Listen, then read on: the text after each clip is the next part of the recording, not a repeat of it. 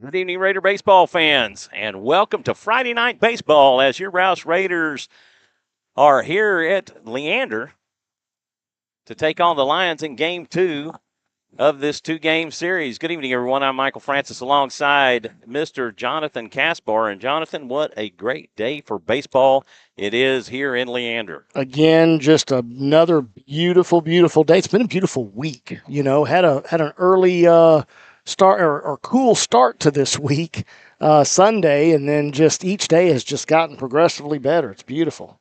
It is beautiful, and the wind not blowing too much. It's blowing here out of the south from left to right, and the first time I think we broadcasted all season long on when we've been on the road that the wind isn't blowing all our stuff off. Oh, I off our know. It's tables. been absolutely crazy this year with wind.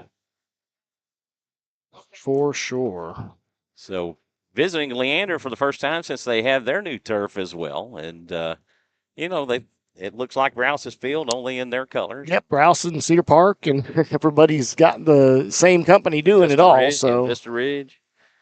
So Glenn will go in next year as well as Vandergrift, as long as they can get their permitting issues worked out with the city of Austin.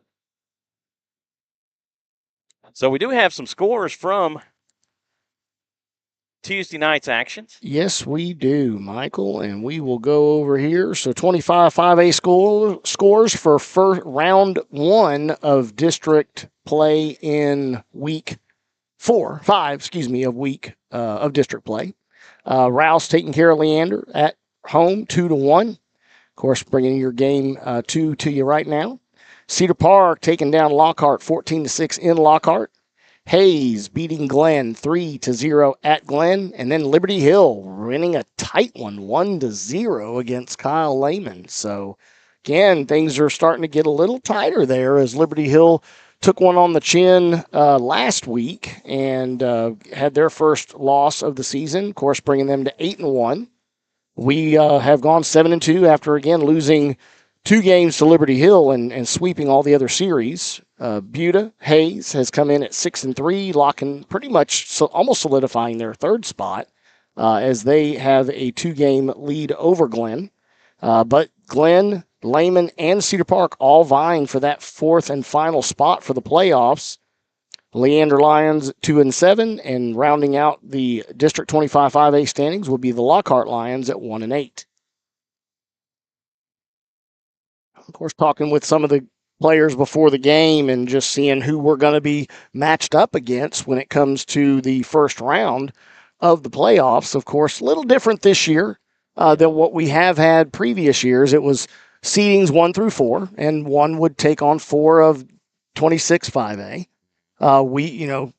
2 would take on 3, and that's how it was always set up. And now you have a large division, small division schools, Yeah, and you have to football when it goes to the playoffs.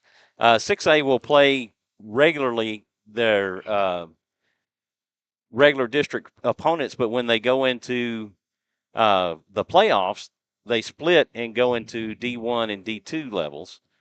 And baseball is now going to do that this year. And so it'll be interesting that the state won't be the state tournament anymore because it'll be state championships, as the state semifinals will now be a 3-game series played at neutral sites.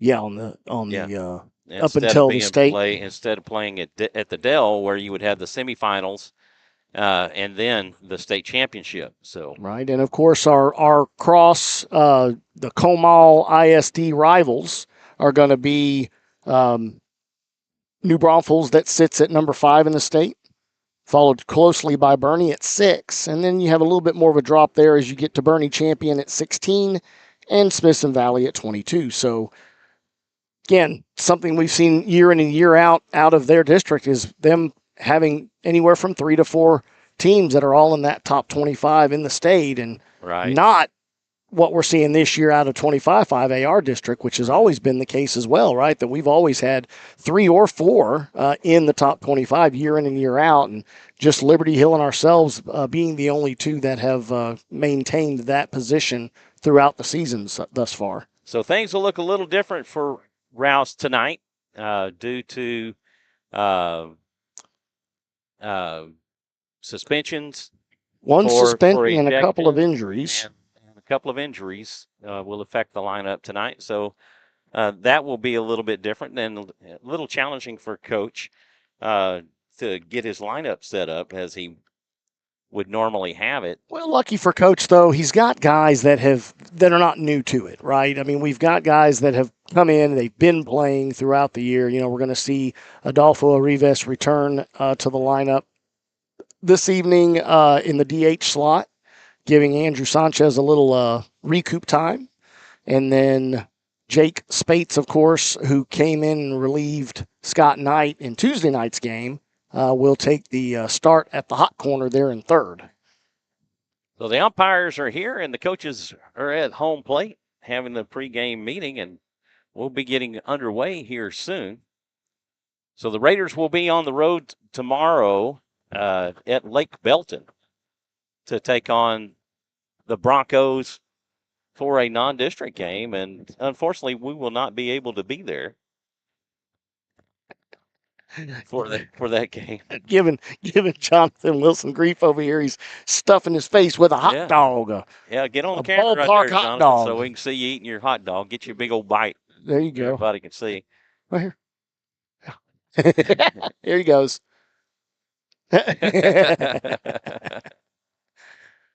Yeah, so again, meeting is happening here, and different set of umps here tonight than what we had Tuesday night. So, of course, pre-game talk with one of the umpires that I've come to know over the years, with Caden playing many times, and he had a lot of good things to say about missing his conversations with Caden, and just how it was always nice to talk with him and catch up and just shoot the garb without saying the proper way to it. Shoot the bull. Yep, shoot the bull, the garb, the stuff. So they always enjoyed each other, and Caden had a lot of respect for him and always thought he did a great job behind the plate. And he will be out in the field today umping. We will have a different umpire behind home plate than Kevin. Kevin reffed for us a couple games back, though, at home, and was behind home plate, always doing a good job back there.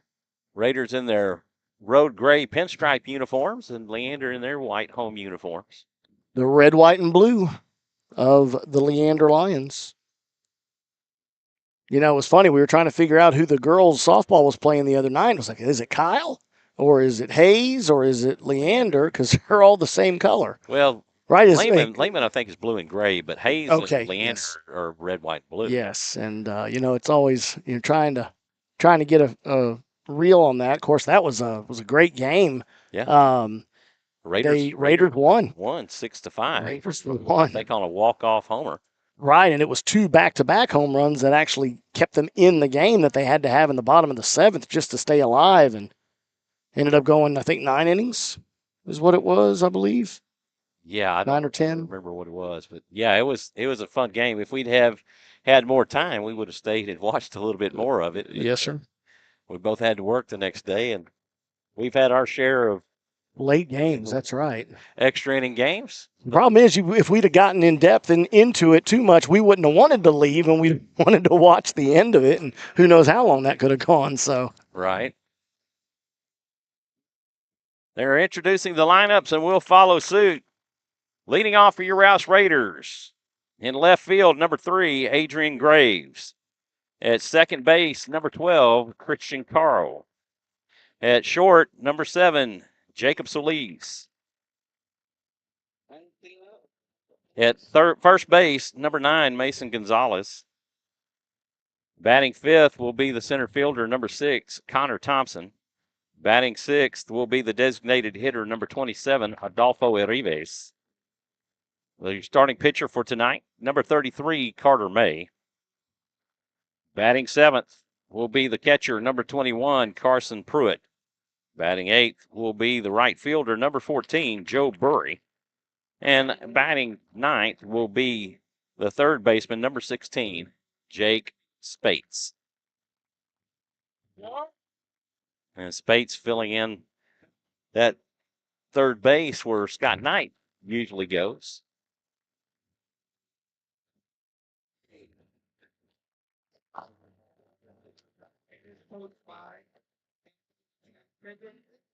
Jake doing a really good job over there and filling in that spot. And we'll see if he can bring a little bit more pep to the offense here out of the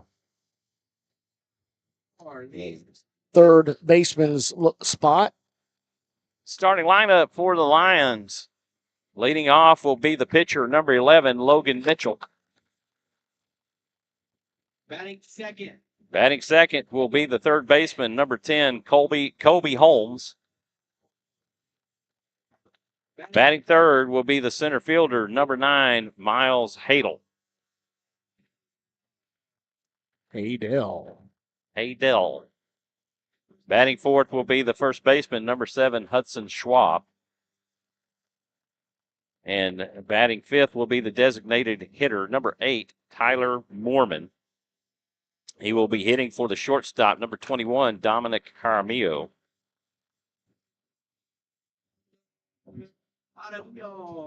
I have him as, he said number 16. All right, he's got number 21 on the book. Batting right and out of right field, number 18, Max Smedley. Batting seventh will be the left fielder, number 3, Dean Hellman. Batting eighth will be the second baseman, number 1, Jackson Trimble. And rounding out the order will be the catcher, number 2, Luke Webster. Now, the interesting thing, so Mitchell was the center fielder for the Lions on Tuesday night, so he'll get the start where Hadel was the pitcher. And they flip-flop. Yeah, exactly right. And they flip-flopped. Yep, notice the same thing, and it is looked to be 21, so. We're going to take a moment for the national anthem. We want to thank you for tuning in and watching Rouse Raider Baseball here on SHN Sports. We'll be right back in just one moment.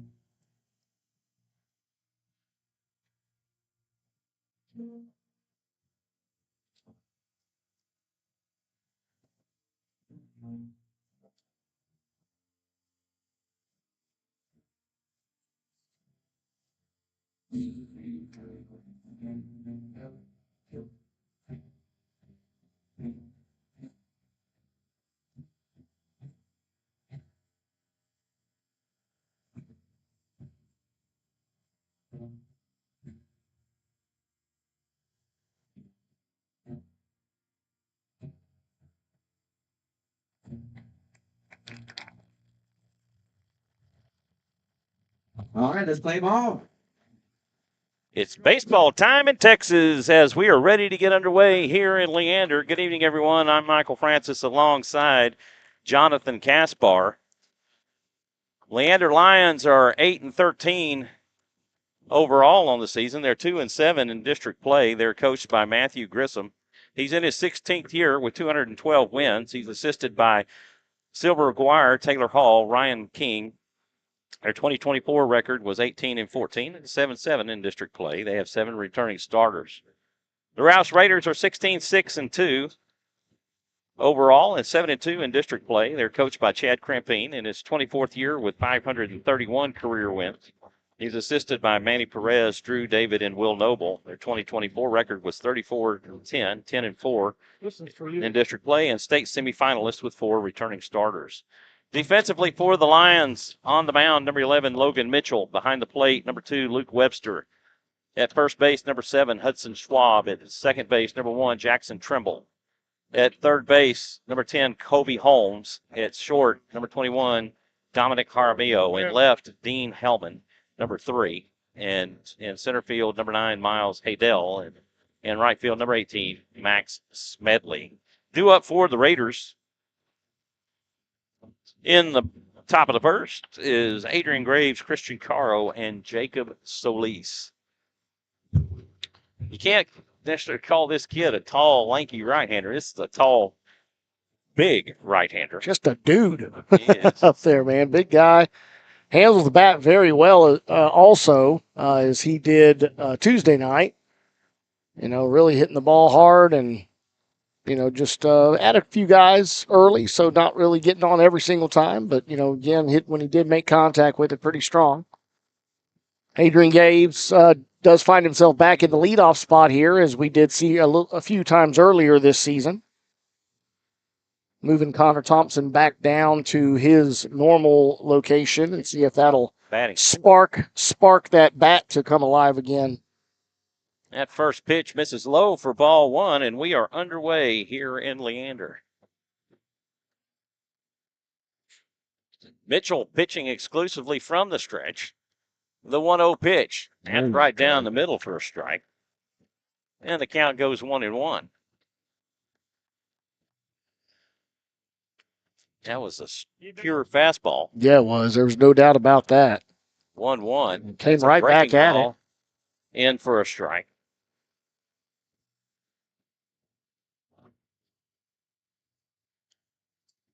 One ball, 2 strike count. Now Mitchell goes to the windup. Good idea. Pitch down and away for ball 2. Yeah, obviously, again, getting ahead and going ahead and see if he can get Graves to chase on that blowout of the zone pitch.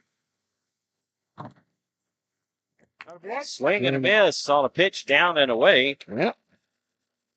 We're out number 1. Adrian not biting the first time, and Mitchell's like, we'll go right back at it, and got the swing and miss he was looking for.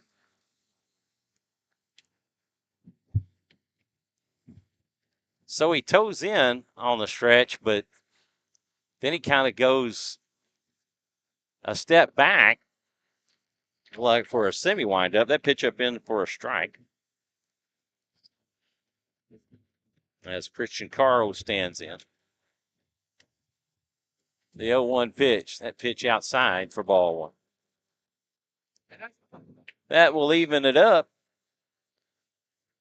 Jacob Solis on deck.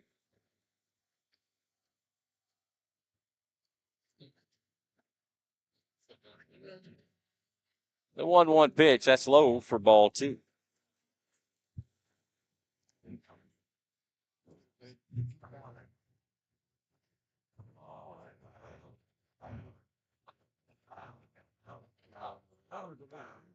The 2-1, that's in for a strike.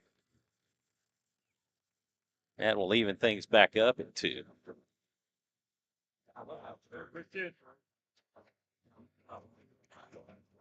Kaspar definitely at umpire level. That pitch high and outside for ball 3. Yeah, the pole's the only thing that gets in the way, this cross ball. So I got to sort of get a little low sometimes to just really get an idea of where that's crossing. The payoff pitch. This is fouled off. Good job to stay alive in this at bat for Christian Caro. Spoiling a great pitch there. Solis helping his on deck fielding percentage. And again, the payoff pitch. That is lined back right back up the middle. Get there. Dominique will not be in time as Caro beats out the throw. That'll be an infield hit for Caro. Yeah, Dominic Jaramillo fields the ball on the right side of second base and does the spinning throw and not in time.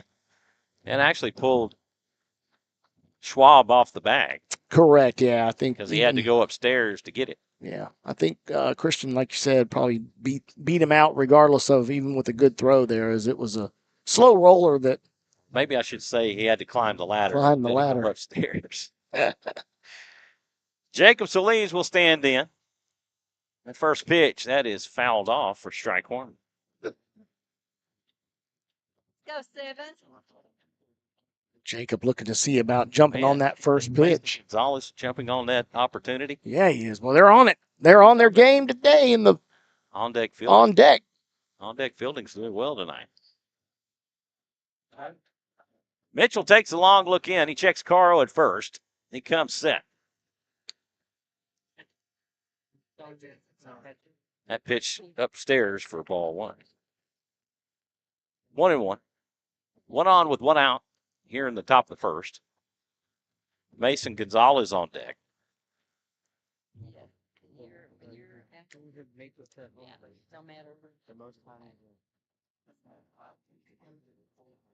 The 1-1 pitch. That pitch just outside, but that pitch could have gone either way. That was close. Yeah, that was a good-looking pitch. It was. It was a good-looking pitch. I mean, if I'm going to give it any critique, maybe it was a little up, but of course, Jacob Solis squats pretty low, so changing a little bit of that strike zone. Swing and a miss on a pitch down and away. And that will even it up at 2. Immediately, Jacob's like, why are you swinging at that? You could tell what it was doing. But now he sees it, and now he's ready. Caro extends his lead.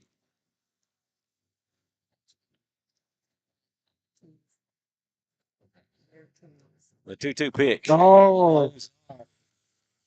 Wow. That was a great pitch. It really was. Right down the middle. I mean, that broke in beautifully. You know, I think his little check swing might have thrown the umpire off a little bit. I'm telling you, man, I just... Full count. The payoff pitch. Swing and a miss. For strike 3. Yeah,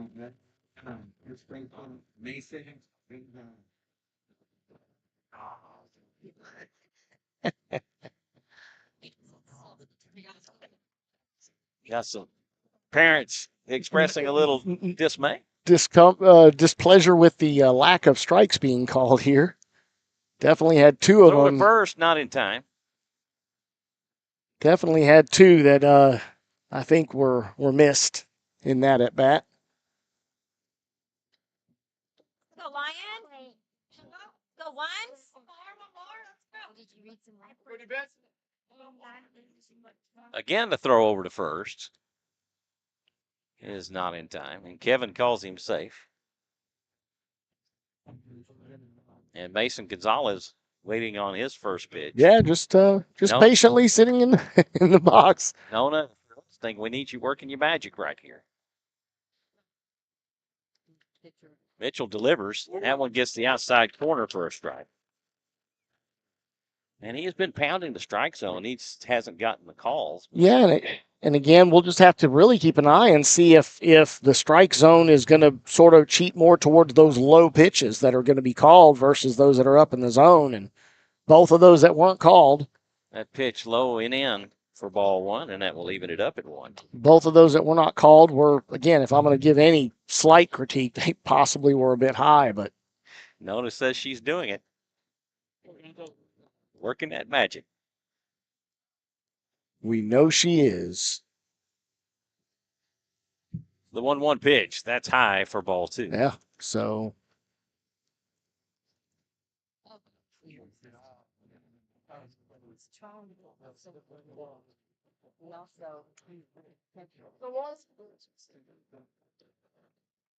Caro extends his lead just a bit, and he's off. A great ball to run on as that was.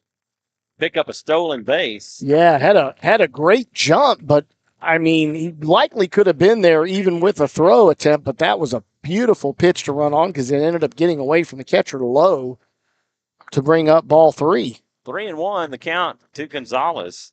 Connor Thompson on deck. Mitchell deals high. It'll go to the backstop, Ooh. And that'll be a walk for Mason Gonzalez.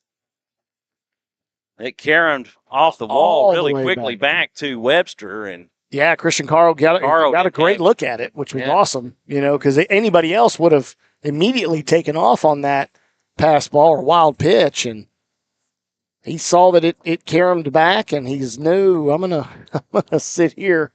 So I'm going to camp on this one. On second and give Connor Thompson an opportunity to bring him around.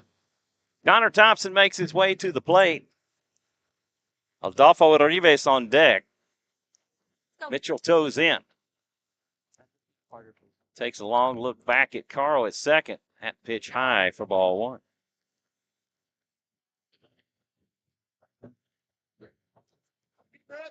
And Analyst says, I'll take that. Take it all day. That is 1,000 on base percentage for this game, Nona. So we love that.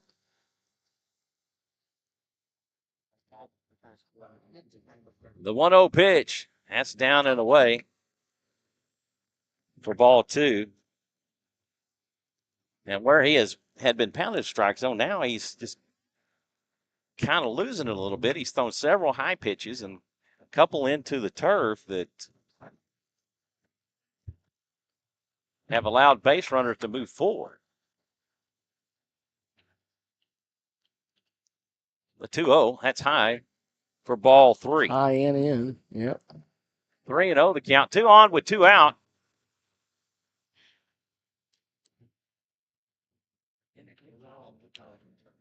So with Adolfo Rivas back in the lineup, that does get us back to 3 lefties in the Raider lineup. Payoff pitch, that's high and outside for ball 4, and that's back-to-back walks. Issued by Mitchell. Base is loaded for Adolfo Rivas.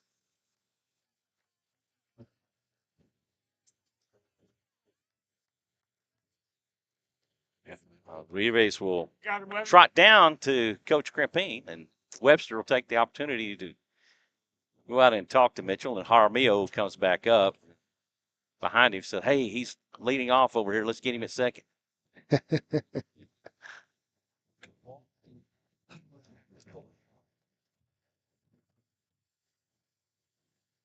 Yeah, you start to get a little ahead of yourself this early in the game as a starting pitcher, and you're not getting those calls that you expected to be called, and then it causes you to push a little bit and try a little harder. And first pitch to Rivas low for ball 1. And here we are, with multiple balls in a row that not really have been close, none of them. The 1-0, that's high for ball 2. And I think at this point, you just take a little bit off, get that strike, under your belt, break up the repeated balls here. And again, I think he's just looking like he's overthrowing. He's trying to make it happen too much. The 2-0, that'll get the outside corner for ball or for strike 1. 2-1. And that one getting the strike, still not a great pitch, as he just sort of tickled that outside edge. The 2-1. This is hit back over to short. Jaramillo will play it. Throw to first. Will not be in time. Yeah, not in time, and he was off the bag. That will score a run. And that will be an infield hit for Rivas. Yeah, again, just Rivas just scooting up the line, coming out of the lefty batter's box. That definitely gets you closer to first. And Jaramillo came up firing as quickly as he could, and not quite on target. Carson Pruitt makes his way to the plate. Joe Burry on deck. That pitch misses low for ball 1. Yeah, and there goes my thought process where he was going to be possibly giving them the low pitches, as that was over the top of the plate, but not called strike. The 1-0, that's high for ball 2.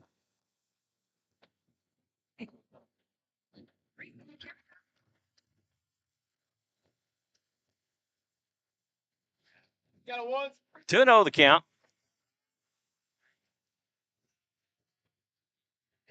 The pitch. That's inside for a strike. Let's go, 21. Currently sitting on 34 pitches already in this first inning.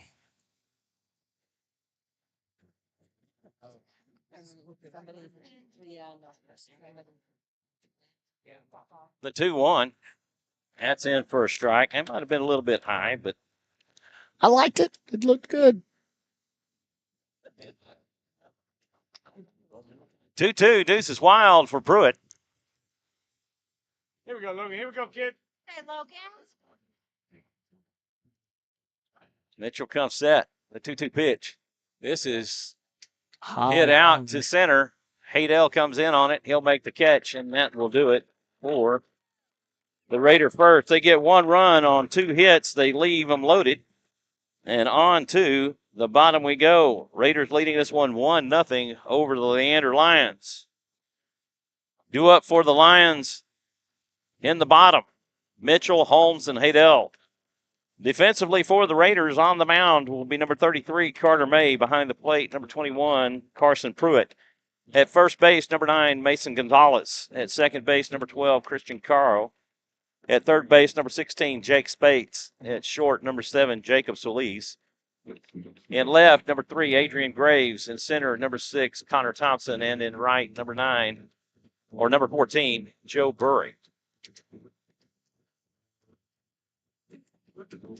Carter May, the tall right-handed hurler for the Raiders, gets the start tonight. Had to quiz him earlier, Michael, to see if he knew. I said, hey, you got the start going tonight? He said, I'm the every Friday starter. So you sure about next week? Are you starting next week? I said, yeah, I'm next week's game. I said, on Friday? He goes, oh, wait a second. That's a Thursday game next week. And I'm like, that's correct. He knew. He's like, wait a second. What are he doing to me over here? The Raiders will play on Thursday night due to Good Friday and Easter weekend coming up.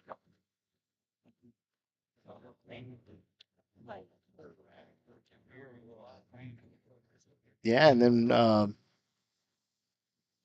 the lines out here are 320 down the right and left field lines and 360 to straightaway center field. Yeah, just a Rouse hair a little smaller. deeper. It's 381 out to center. Yep, and 325 down each line. So 321 down the right and 325 down the left. Okay. So all very similar in fashion, and of course each one facing a slight bit different direction.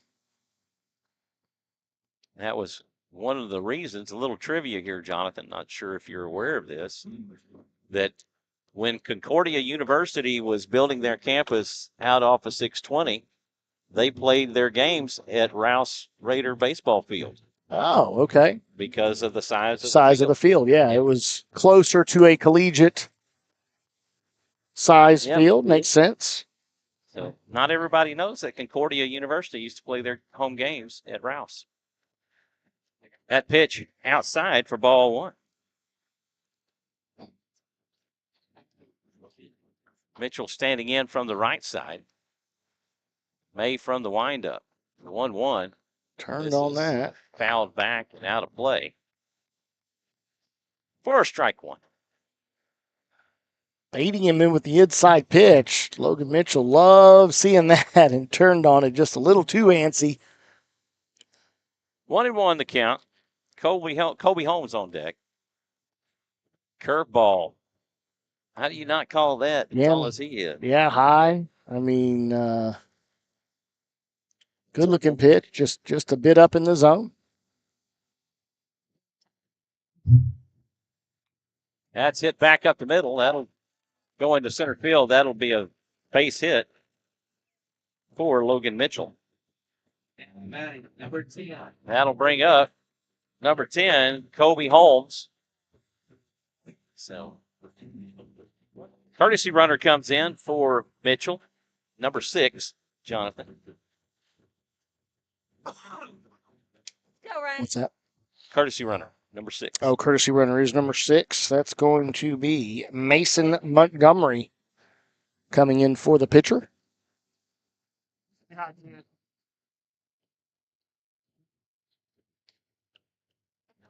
May to the stretch. Holmes shows bunt. May will play this. Throw to first. Not in time. Yeah, again, great bunt laid down by Kobe Holmes as it just rolls up to the foul line. Almost a slight hesitation from Carter May, hoping that maybe that would roll foul, but it did not. It stopped, and that allowed just the extra step needed for Holmes to beat out the throw.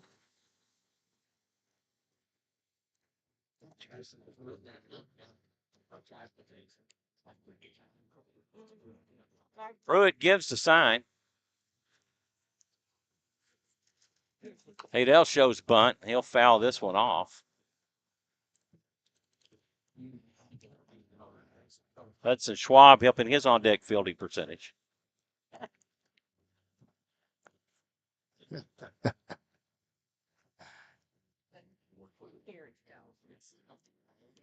Got the first and third coaches in the stands here. Double steal, do the double steal. And again, Haydell showing bunt. Oh, I know. The 0-1. That's high for ball one. Saw that a couple of times Tuesday night where they rounded to show bunt, pulled back and swung away, and just never really was a fan of that. Especially if you have an infielder crashing on the bunt and then you're swinging away, and just reaction times aren't quite the. 1-1. That pitch in for a strike. Breaking ball down and away.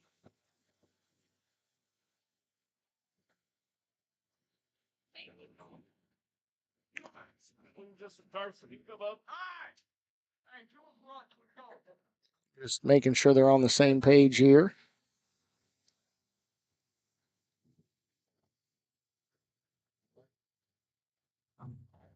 Maybe a quick discussion on whether they need to change up anything on the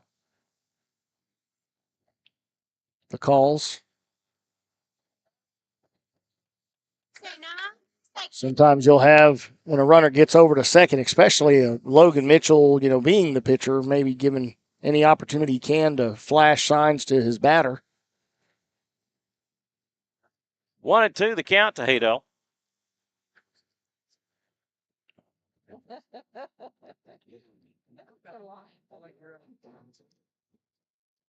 The pitch. Catches him looking for strike three call. He knew it too. He was already walking out of the box before the call was even made, which, as close as things were in that top of the first, I'd have stayed there a little while longer, just waited, but.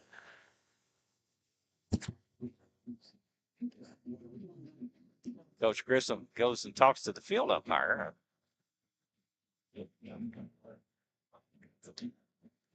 Not sure what he would ask him. No, I don't know. Sort of waved off whatever he was going to ask. It is what it looked like. Yeah, he's just telling him, don't worry about it. Don't worry about it. 2 on with 1 out for Hudson Schwab.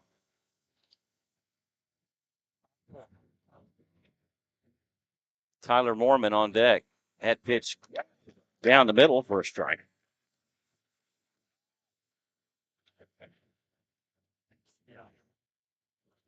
Let's go, Huddy. Up to you. Up to you, kid. Yeah, those having quite a bit of break on them, and I think they're catching a bit of the plate. That was definitely not over the middle, but where it ended up looked really bad. But again, a lot of. He did have the double steal on that time. Yep. I'm on base. And he did call that a ball.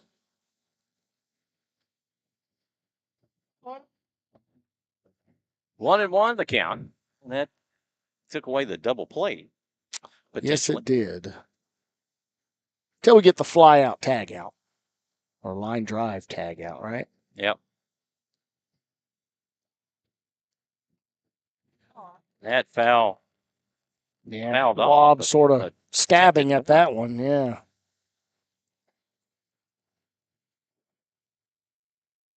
One and two.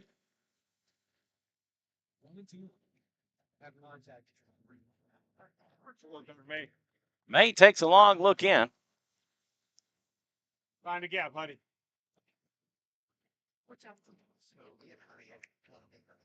The 1-2. Oh, my goodness. Yeah, again, I'm going to say, if anything, a bit high. Caught a good part of the plate, but.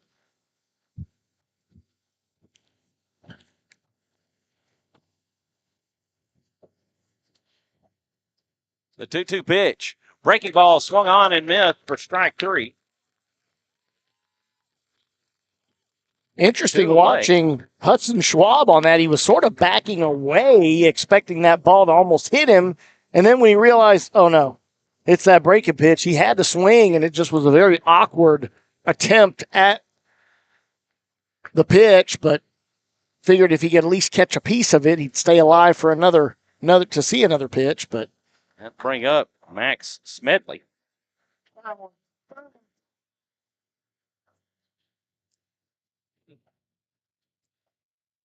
Or Mormon. This is on the center field. That'll score 1. Oh, and he's safe.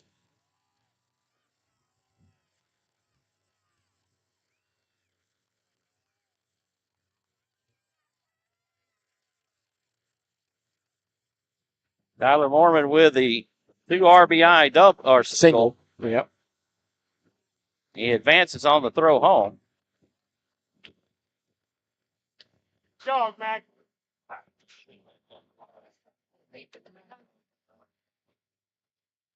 That boy Tyler.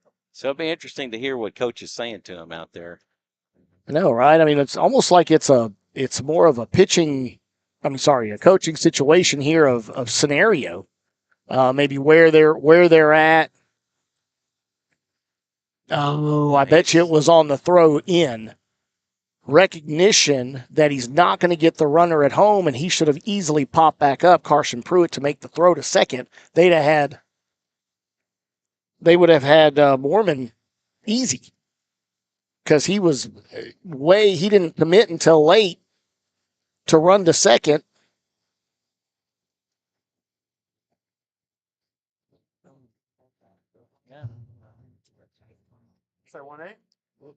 Hey, Max, you said kid? So giving up that opportunity to get out of here with just the 2 runs, and now you still have a runner in scoring position. That is chopped on and hit foul, and Coach Grissom barehands it to keep his coach's box fielding percentage intact at 1,000. Strike 1 to Smedley. Dean Hellman on deck.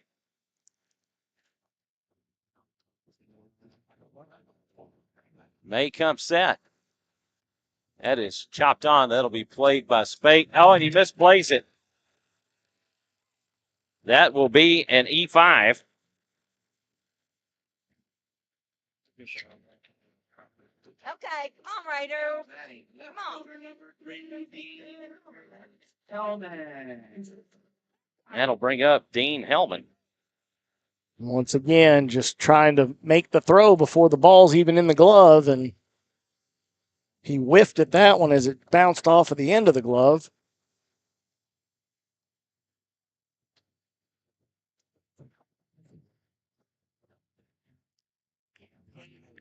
Runners on the corners.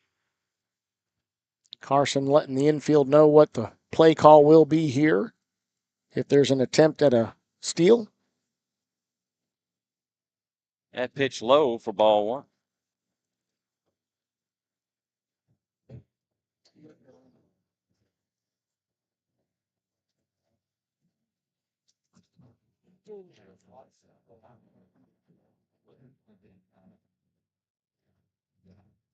Jackson Trimble on deck. This is chopped on and hit over to third. Spates has it. A bouncing throw to first in time. Not a very good throw, but it was there in time. Good stretch for Mason Gonzalez. And again, he didn't hold on to it too long to then make a bad throw. He got rid of it quickly, so that gave time. They get 2 runs on 3 hits. They leave 2. After 1 complete, it's 2-1. Leander on to the second we go. Logan Mitchell makes his way back out to the mound to pitch the second. Due up for the Raiders, Joe Burry, Jake Spates, and Adrian Graves. That is your 8, 9, and 1 hitters.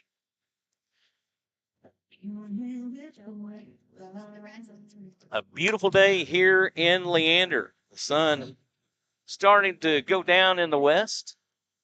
Shadows starting to get long across the field.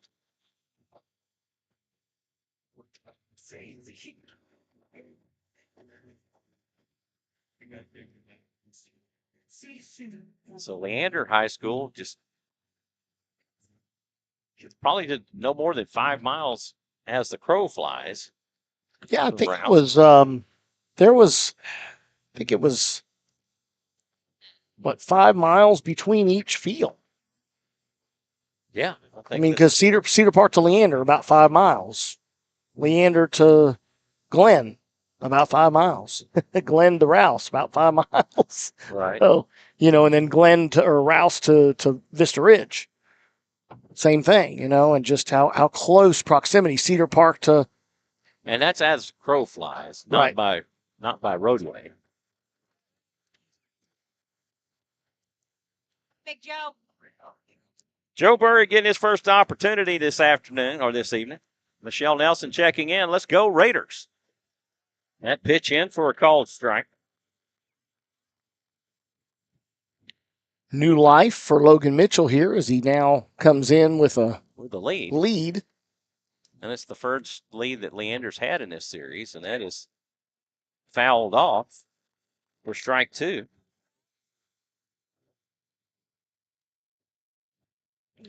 Joe Burry, a big kid.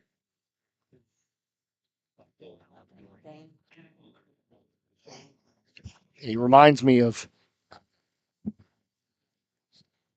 Landon Miller.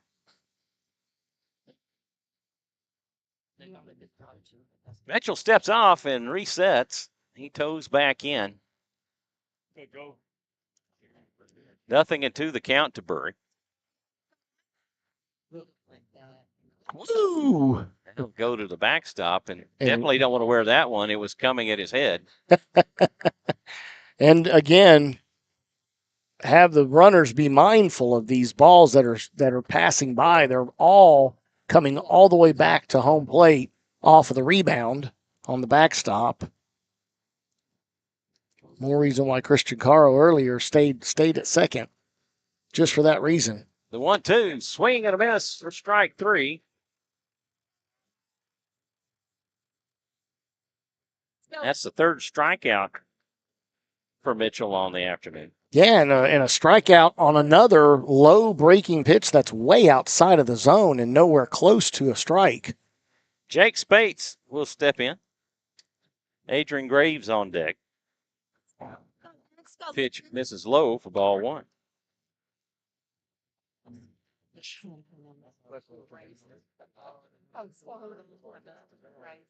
1-0. This is popped up out into center field. Haydell comes in on it. He'll make the catch, and that will do it for Spates. 1 pitch, 1 out, or 2 pitches on him.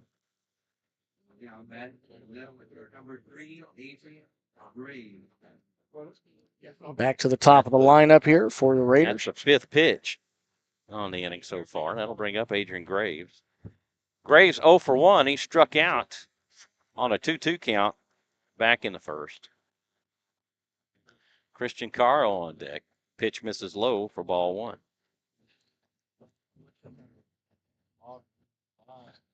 Man, it just feels great out here. Doesn't it feel awesome? 1-0, a breaking ball in for a called strike. And that pitch had a lot of break, and it did like Carter Mays backed him out, and then it crossed the plate. Yeah. The 1-1. He goes right back to it for strike 2. That was a lot lower on was that one, but still gets the strike call.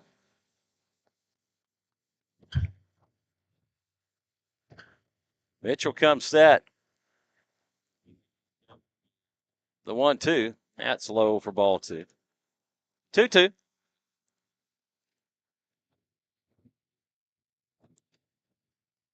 Deuce is wild for Graves. Nobody on. The 2-2 pitch. That's outside for ball 3.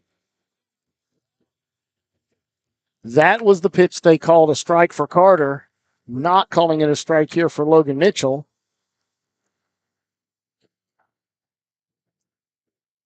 Full count. And the payoff pitch. That is fouled off. And Graves stays alive. The lights are on here in Leander.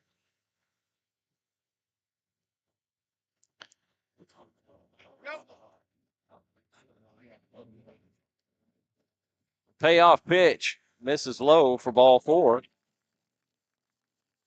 And Mitchell issues his third walk. Say that 3 times fast. Yeah, Mitchell issues his third walk. Mitchell. That'll bring up Christian Caro. Caro is 1 for 1. He singled an infield single back in the first and came around to score. Graves extends his lead. That pitch misses for ball 1.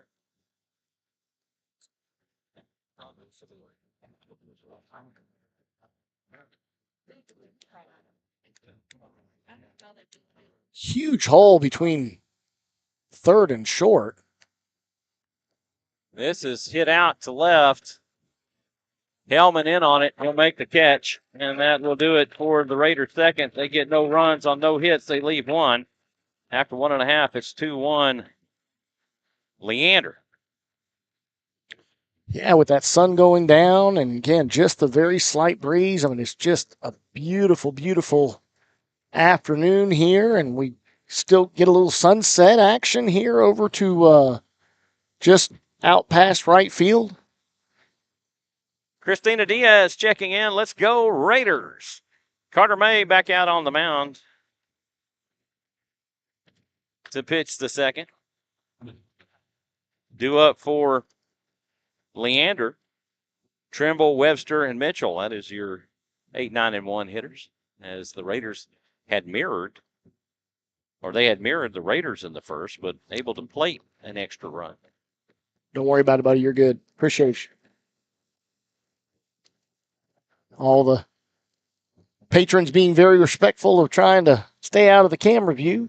They're usually always kind here. Oh, yeah. Leander. And occasionally you might get somebody being a little testy, but. Oh, yeah. Well, I mean, that's baseball, though. I mean, that is baseball. As you and I experienced before the game. And you can see that we're surrounded by reserve seating, and we're just surrounded by a ton of people behind us. Not. Yeah. I was trying to keep an eye on that. Right. But it's all good. It's all good. You know? It's all good. Jackson Trimble stands in for his first opportunity. Luke Webster on deck. May from the windup. Fastball down the middle for strike 1. Right down the middle to get things started off here. Amber Casimir checking in. Let's go Lions. Thank you for tuning in, Amber, and watching with us here on SHN Sports. This is hit over to short. So Solis has it. Throw to first. Great play. Just in time. I mean, just in time. Yeah. To be honest with you, I thought he actually beat it out, but it was so deep in the hole. Good, strong throw from Solis, but Gonzalez just with that last snap of getting that glove to that ball as quickly as he could made the millisecond difference there from a safe call to an out call. So that'll go 6-3 on the putout. Luke Webster makes his way to the plate for his first opportunity. Logan Mitchell on deck. First pitch, this is hit back up the middle. Barehanded by May. A lob over to first. And that will do it. 1-3. Coach's heart normally skips a beat when that happens as the ball comes right back at your pitcher and he reaches out with his throwing hand. It was. Luckily, that's what I'm saying, but you still got to go, ooh, and take a second. Don't do it. But yes, it was a hop, very soft hop right into his hand and Mitchell comes to the plate. He's 1 for 1. He singled back in the first and came around to score. That pitch gets the outside corner for strike 1.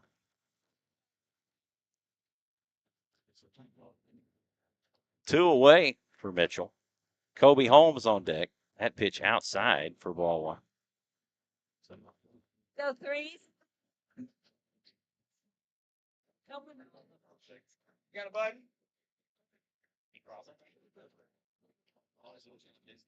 The 1-1 pitch. This is fouled off for strike two.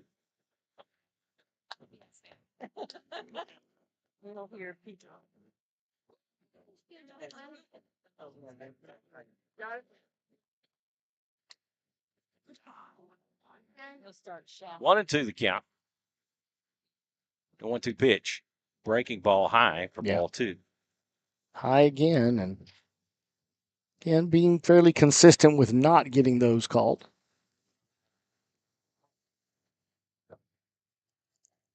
Deuce is wild for Mitchell. 2 balls, 2 strikes with 2 outs. And this is hit back up the middle. This will be played by Spates. Throw to first in time. Mason Gonzalez. They go in order. Man. They go in order in the second. That'll go 5-3 to end the second for the Lions. They get no runs on no hits, and they leave no one. On to the third we go. It's 2-1, Leander. Due up for the Raiders in the third. Solis, Gonzalez, and Thompson. That's your 3, 4, and 5 hitters. Yeah, and then the pitchers' comparisons here. Logan Mitchell in the first inning threw 36 pitches, followed by 15. So obviously I'm able to cut that in half without all the extra balls, that he was throwing, and getting a few more swings and putting in play. And then Carter May had 19 pitches in the first inning, and then followed it up with a 9-pitch inning there. You got to love it when you can see pitchers go through the lineup and have a limited number of tick marks on my on my scoring book here. Logan Mitchell back out to pitch the third. No other defensive changes. Well, I say no other. No defensive changes. I said 9 pitches. He actually threw 8 pitches in that half, in the bottom half of the second. 1, 2, 3, 4, 5. Oh, wait a minute. I'm looking at the wrong side. No, let's see. 1, 2, 3, 4, 5, 6, 7, 8. Yeah, it's crazy. Because Webster swung on the first pitch. First pitch, yeah, and then 2 pitches for 2 pitches for Trimble. Yep. And 5 pitches for Mitchell. Jacob Solis will make his way to the plate. He's 0 for 1. He struck out back in the first. He's one of the 3 strikeouts for Mitchell. Go, Logan. Mason Gonzalez on deck. Logan. Yes, sir. That pitch down the middle for a strike. Of course, Jacob Solis swinging at the first pitch in his first at bat and electing to let that one go by. It was a great looking pitch, though. Pitch high and outside for ball one.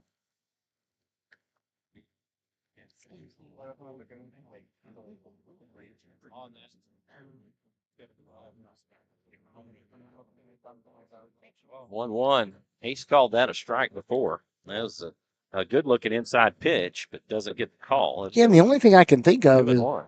Jacob Solis squats so low, almost like a Jeff Bagwell approach here. The 2-1, that's in for a strike. I'll say if he didn't call that a strike, I'd have to call it a strike. Yeah. Well, I wouldn't have to worry about it. There's plenty. Oh, there would be definitely enough banter with that for sure. 2-2, the count to Solis. There it is. Catches him looking.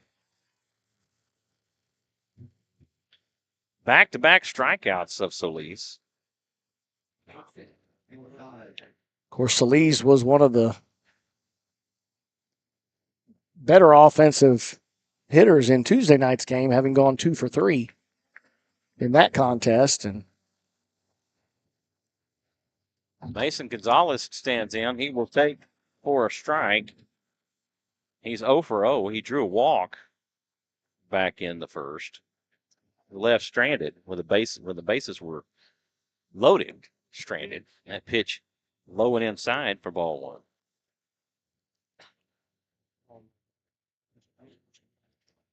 Connor Thompson on deck. The 1-1 pitch outside for ball two.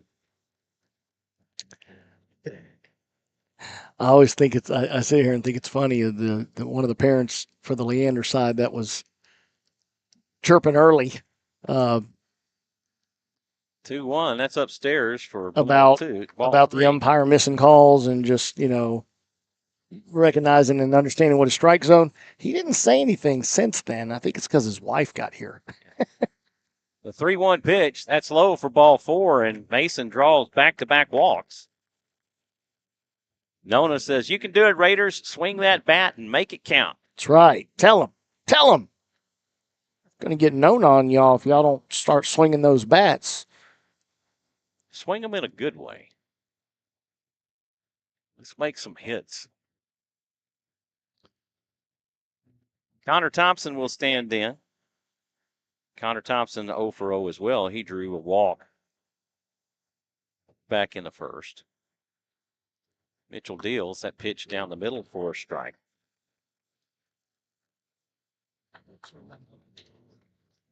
He has gotten first pitch strikes on all three batters so far in this inning. Yeah, but then Alfo Rodriguez on deck. And he turns around and throws a wild pitch here and there that sort of makes you question. The 0-1, a swing and a miss. Actually, the umpire said he tipped it.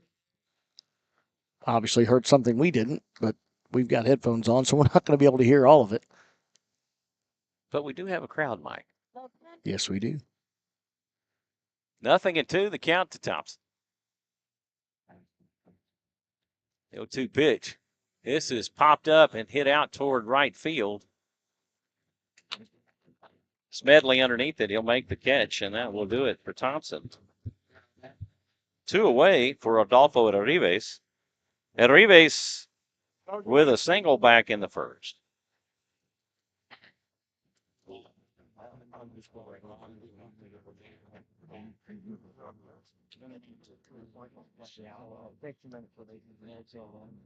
Carson Pruitt on deck. Not far enough away, but a bad throw by Webster pulls Patermio to the left field side of the bag, and Gonzalez with a terrible jump will pick up the stolen base. I don't know that it was so much a terrible jump as he thought it ball got away from Webster further than it did, and it didn't. It actually bounces off of Arribas' foot. That pitch high. And goes right back to Webster. And ball two.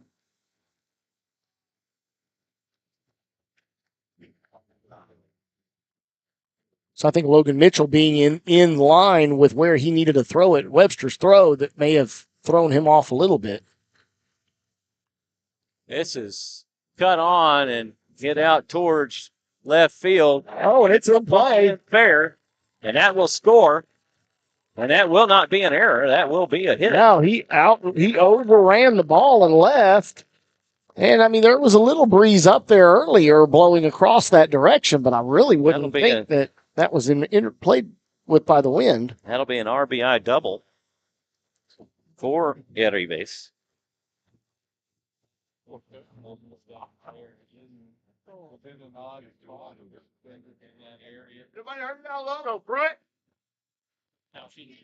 That'll bring up Carson Pruitt. Carson Pruitt 0 for 1. He flew out to center his first time up. Game tied back up.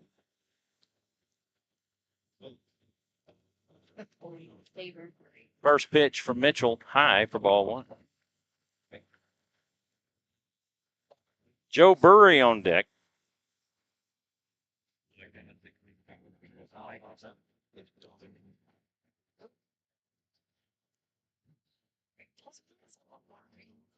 Arribas extends his lead at second. That pitch high and outside for ball two.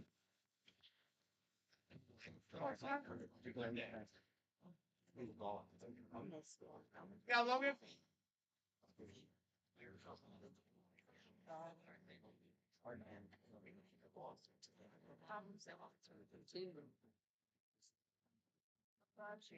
The 2-0. That's inside for ball 3. He just does not like that inside pitch. He doesn't call it at all. No, I mean, there's been occasional. I think we've seen one time he's actually called it. But you're right. I mean, it's just not something you're getting from him. That pitch low for ball 4. Arson will take his free base. That is the 4th walk issued by Mitchell on the night. And we do have a courtesy runner. This time, number 26 coming in, which is Williams. Connor Williams. Joe Burry makes his way to the plate. He's 0 for 1. He struck out to start the second. Yeah, so again, number 26, Connor Williams, makes his way into the game. Courtesy runner for our catcher, Carson Pruitt. Mitchell comes set. First pitch. That goes to the backstop. And that will see both runners advance on the wild pitch. Another great opportunity here to plate a couple more runs for the Raiders if we can get a nice little base knock. Yeah, that's all we need. Just something out there in the grass. Especially that gap along the left field line. That pitch in for a strike. Or even a fly ball, because again, with him having such a massive opening over there, that gap. You got 2 outs. Yeah, it's going to take a while for him to get to anything that's close to that foul line. The 1-1, that hits him. He wore it and said, let's go. That'll load him for Jake Spates. Spates 0 for 1. He flew out to center. So they may need to check that ball for a dent after it hit Joe Burry in the legs. Coach calling time, and this is not Coach Grissom. No, this would be most likely pitching coach. Silver Aguirre, I believe it is.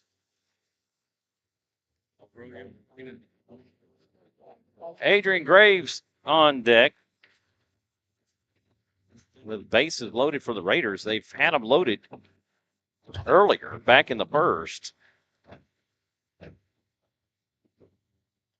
And they're loaded here in the top of the third. Of course, Jake Spates turning on one earlier and sending a high fly ball out to center field. So made good contact with it, just not leveled it out. I really like that gap down that left field line. Telling you. Just a little left fielder playing more towards left center. Yeah, just a little pooch over the third baseman's head is all you need, and you're running for days. That pitch in for a strike. Or even down that right field line. Smedley's playing way over. Hellman's playing way over. Anything down the right for sure field brings 2 home, and ooh, that was it right there. It's foul for strike 2.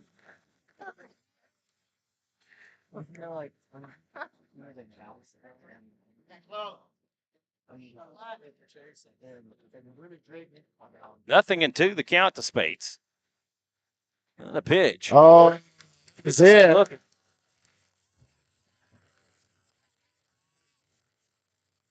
Strikes out looking. Raiders get 1 run on 1 hit, and they leave them loaded for the second time tonight. And 2 up for the Timberwolves, but they did manage to tie the game. They did, evening up the score. Is great 2-2. Great job there, and now back in the hands of Carter May, coming off of a really strong half inning in the second. 2 up for the Timberwolves. In the bottom, Holmes, Hadell, and Schwab. As Connor May, as Jonathan mentioned, is back out and pitched the third. The sun has set, and the silhouettes are in the western sky.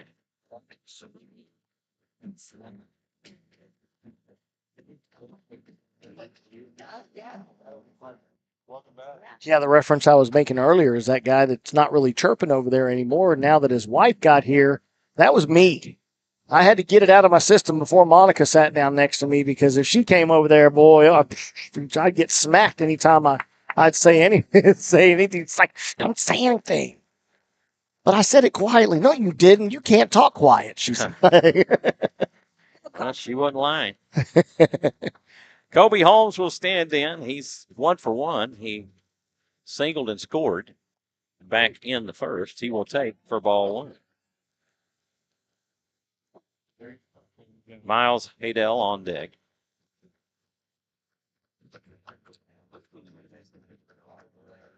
May winds and delivers. This one low for ball 2.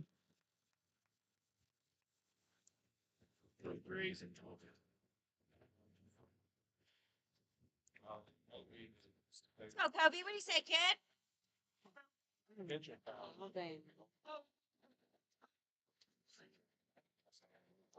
The 2-0 pitch. This is hit out to center.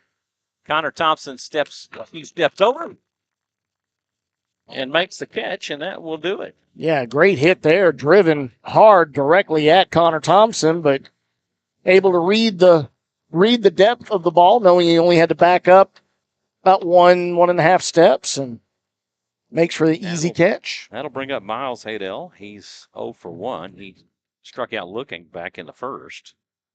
Hudson Schwab on deck. Swing and a miss for strike 1. No. Carter May.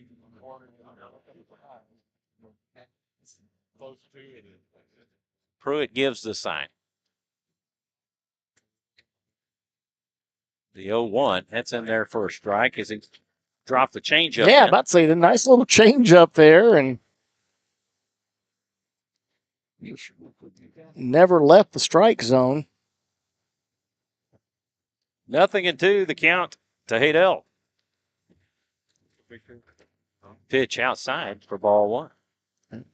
He thought about it there. I was about to say good discipline there. He definitely gave it a look to Miles Hadell and said, no. That's too far outside for me to offer at it. And didn't fall for the bait.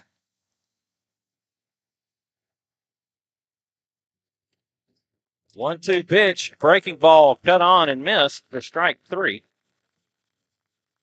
2 away for Hudson Schwab. Schwab is 0 for 1. He struck out swinging back in the first. Oh, yeah. I saw that.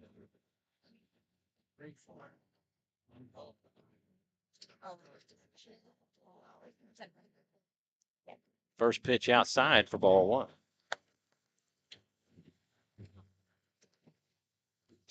Again, we want to thank everybody for tuning in and watching Rouse Raider Baseball here on SHN Sports. I'm Michael Francis. He's Jonathan Kaspar. This is cut on and out to left. And that'll be an extra base hit there from Hudson Schwab. Pick up the double. And that's his second double of the game, if I'm not mistaken, right? Didn't he plate the last two? No. Who was that? He swung out. He struck out swinging. Oh, okay. Who was it? Tyler Mormon had the single. Mormon. RBI. Okay.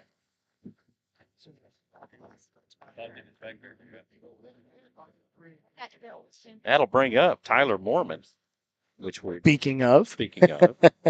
Okay, don't do that again. 2 RBI single. Back in the first. Max Smedley on deck. 1 on with 2 outs. Just slow that down. That pitch misses just outside for ball 1. Be sure and hit that like and subscribe button. And if you'd like to be notified when Raiders go live, be sure and hit that notification bell. 1-0 the count to Mormon. That is a check swing and a foul for strike. Automatic ball return still working very well as it deflects off of the backstop back to the pitcher, Carter May. 1-1 the count.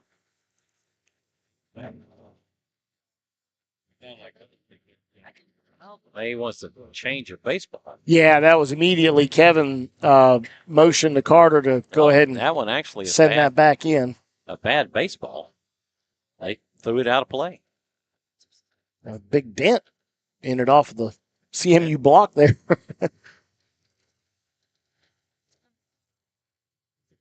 go, Rouse. This is hit in at the center. This will score. Schwab. And Mormon with the hot bat. And I'll tell you what, another RBI. And he hit that in the exact same spot that he hit his last hit, which was to left side, just over Jacob Salee's head, not allowing him an opportunity, and drops down in front of Connor Thompson, who fields it and gets it in. And that'll bring up Max Smedley. Smedley reached on an error. That pitch in for a strike. Ready to go. Let's go. Okay, come on. Steve Kithill. Let's go Raiders from Niagara Falls. That is cut on and hit over to Carl. Burry comes and plays it, so nobody will advance on that. Any further than where they got. So Carl doing everything he could to climb that ladder to get to that ball, and just outside of the stretch. With runners at first and second for Dean Helmick. Let's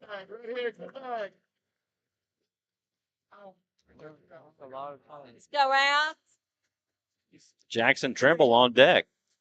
Hellman 0 for 1. He grounded out the third.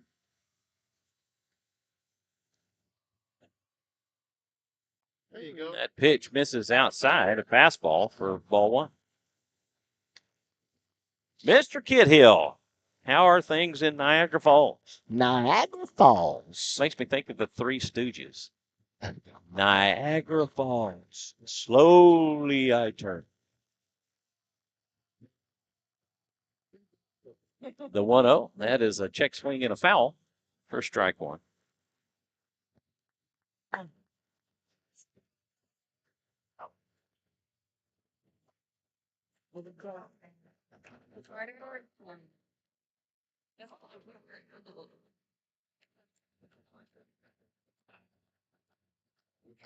The 1-1 pitch. Just outside. Just missed, yeah.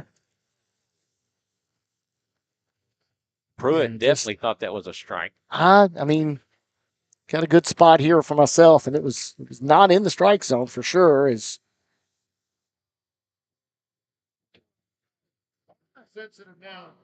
Oh yeah, so evidently Carson may have said something. So the umpire positioned himself in front of Carson and mouthed something to him, and then basically said, "Let's get back in there and play." 2-1. Breaking ball in for a strike. That was a strike. Again, everybody can't just look at where the ball finishes as much as where it crosses the plate, and it caught a good chunk of the front corner. Deuces Wild, a full hand of deuces, 4 of them. 2 balls, 2 strikes, 2 outs with 2 on. This is fouled back and out of play. And that's what you're supposed to do. Again, if you have something that's being called on that outside, you go ahead and put a bat on it, foul it off, look for the next pitch. Let's go, Dean. One thing that was not happening on Tuesday night, as a lot of those balls were being called well outside of the zone on both sides. May comes set. The 2-2 pitch. That is cut on and hit foul. A really good battle going here. They started the inning with 2 quick outs, but here in the middle of the order, they've been productive and have a run batted in, a double, and 2 singles. Yeah, those 2 outs came on only 6 pitches. 14 pitches later, here we are.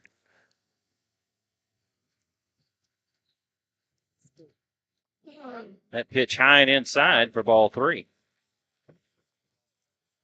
Full count.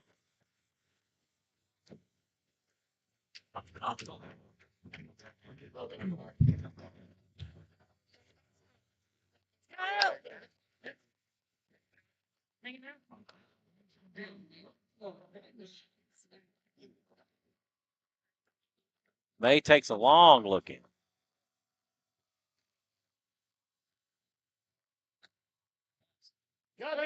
Breaking ball misses for ball 4, and that will load the bases. That's the first walk issued by May tonight. And that'll bring up Jackson Trimble. Yeah. He's 0 for 1. He grounded out to short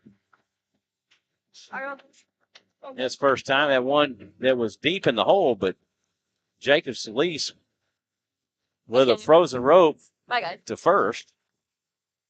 Veronica Arnold checking in. Ronnie, go Raiders. That pitch again for a strike. That was interesting. Carter actually slipping on that pitch in similar fashion to what happened to Logan Mitchell. Exact same thing in the last inning.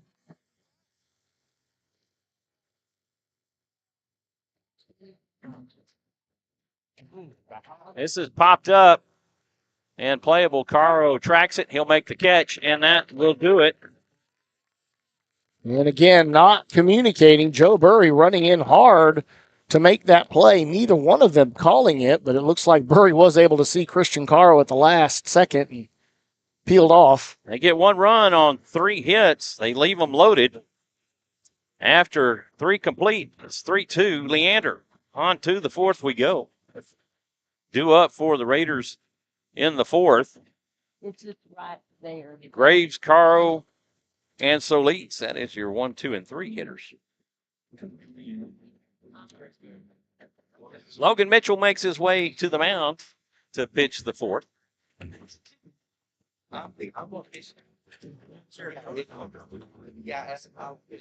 You see any changes? Well, just it's around that time of the game where I'll always look.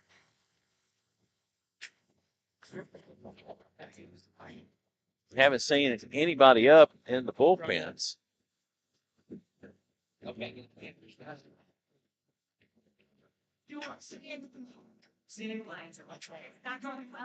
There he goes. Oh.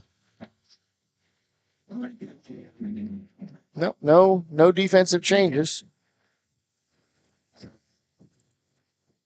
What's the pitch count for Mr. Mitchell? He is at 77 through 3 innings. A little bit on the high side. He is, and Carter May 51. Of course, Carter almost doubling his number in that inning, having his highest pitch count by inning yet. Well, I smell things coming from that little concession stand they have over there. Feeling a little bit on the hungry side. Go, be aggressive. Go. We got a really late lunch today, so stopping in at shortstop for a catfish plate that they do on Fridays. Oh, I've seen inside those shortstops. I won't eat at them. Hey, I won't tell you since you like to eat there. What? it was good stuff to me. But let's see, they have little crawlies on their prep tables in there. So they're so small. Oh yeah, The pitch goes to the backstop. they are very small. 1-1 the count to Graves. Graves he's 0 for 1. He has struck out and he has walked. The 1-1 pitch, he'll foul this one off for strike 2. You say once, let's go, Logan. 1-2 the count. Christian Caro keeping on his on-deck field percentage at 1,000. Bounces in front of Webster and goes to the backstop for ball 2. Getting another opportunity here. Now 2 opportunities in 1 at bat for Caro. And there's another ball. Balls are flying all around the place.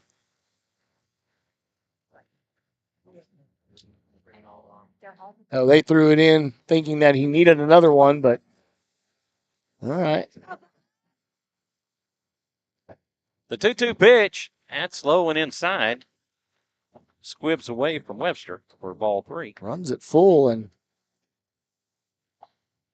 at this pace, Logan may be up against a pitch count here in 4 innings. Payoff pitch. That's outside for ball 4. And Graves with back-to-back walks, and that is the 6th walk issued by Logan Mitchell. And he's been able to work out of the jams as they've not come back to haunt him other than 1 run. See it infield. Only one of those walks has come in to score. Caro stands in. He will take for ball 1.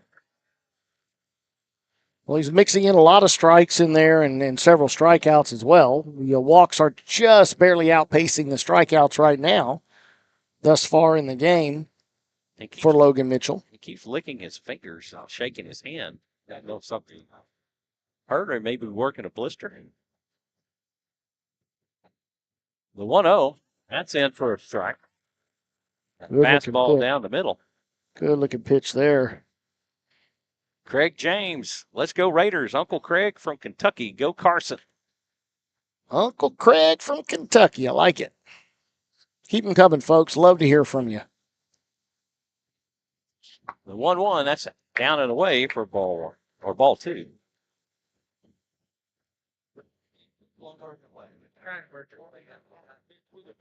Two and 1.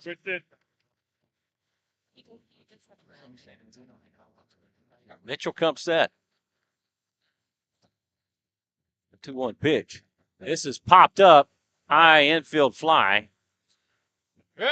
And that'll be caught by Kobe Holmes.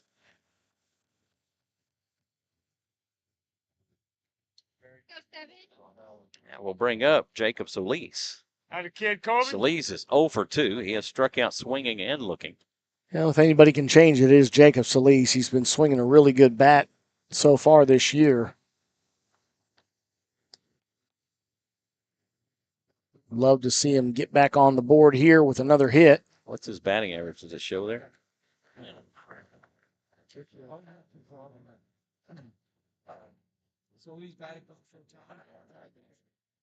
Throw down to second. Will not be in time, and Graves picks up a stolen base. And there was a strike call.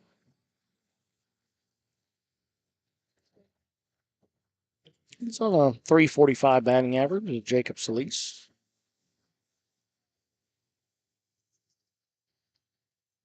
The 0-1, check swing and a strike. And Solis 0-2 in the count. All right, Seven, let's go. Mason Gonzalez on deck.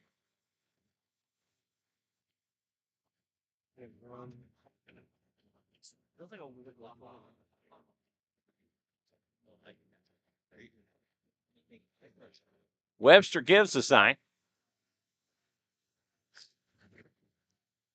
The 0-2 pitch. I can't say that I can argue with the fans on that call. I have nothing to say, sir. Nothing to say. Good looking pitch, breaking pitch. That would have been a strike any day of the week. Twice on Sunday. 3 times on Sunday. Yeah, just no times on Friday. That extra in there on that. Well, you had to do 3 times on Sunday because it's not going to be called on a Friday. 1-2. That pitch down and away for ball 2, and the count goes 2-2. And again, when you're expecting that pitch to be called and it didn't, now it creates another overthrow situation here. He's just trying to do too much. And the 2-2 pitch. That is fouled off. And the count remains 2-2. They got to fix the scoreboard.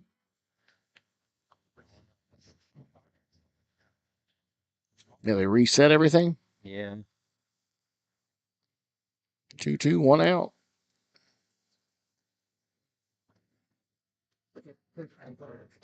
Mitchell deals. That hits him in the head. The helmet. That kind of rattled him a little bit as it hit him in the head. Yeah. Yeah, that's.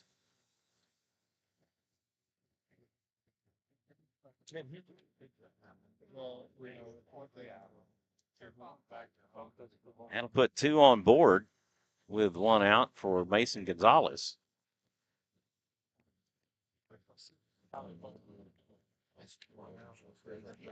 They're going to give him a little bit of time there between umpire and the Webster and Mitchell. But he wants to make sure Jacob's fine, and he made his way back over, shook it off, threw the helmet back on, and that'll ready to go. Bring up Mason Gonzalez. He's 0 for 0, but he's walk. Got 1,000 on base percentage. And now's the time to go 1 for 1 and keep the 1,000% going. This is hit out to left. Hellman in on it, and he'll make the catch.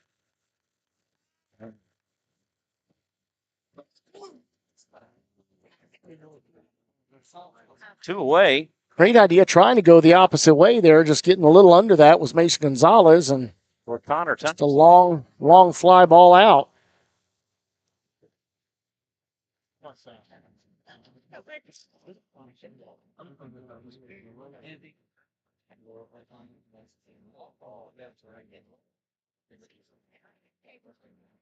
First pitch. This is cut on and hit over to third. And that'll be fielded by Holmes. He'll step on the bag for the force out, and that will be it. That will go 5.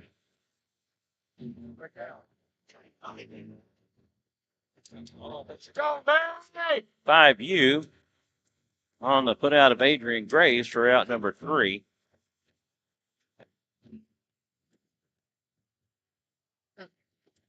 Raiders get no runs on no hits. They leave 1. After 3.5, it's 3-2 Leander.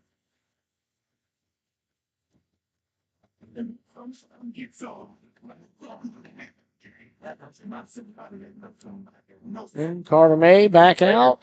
Raiders have stranded 8 in this contest so far.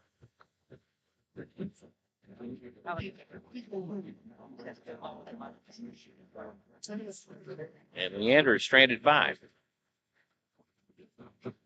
No defensive changes for your Rouse Raiders. Due up for Leander, Webster, Mitchell, and Holmes. That's your 9, 1, and 2 hitter.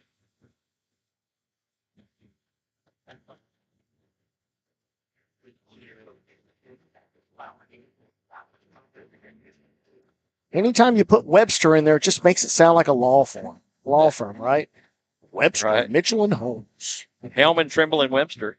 Yes, that was the one from that we saw multiple times Tuesday night. Right. Hellman, Trimble, and Webster. For Leander number 2.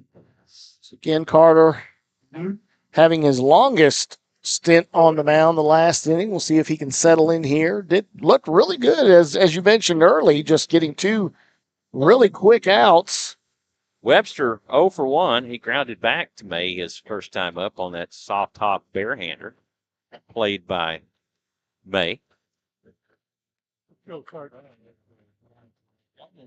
And he did that on the very first pitch. Fastball high for ball 1. Go, Carter May. Webster takes first pitch. There is some activity going in the Raider bullpen. One would assume Webster it's going to called be time. a Driscoll or a Cooper dive or well, probably not Cooper as much as Signs or Driscoll. Seemingly are the setup guys. And pitch high for ball 2. Too much in my way to be able to really see who's there. Mitchell on deck.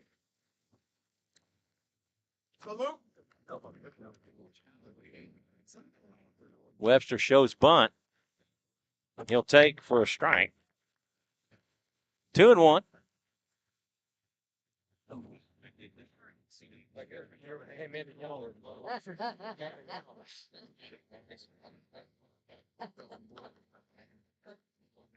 And pitch high for ball 3.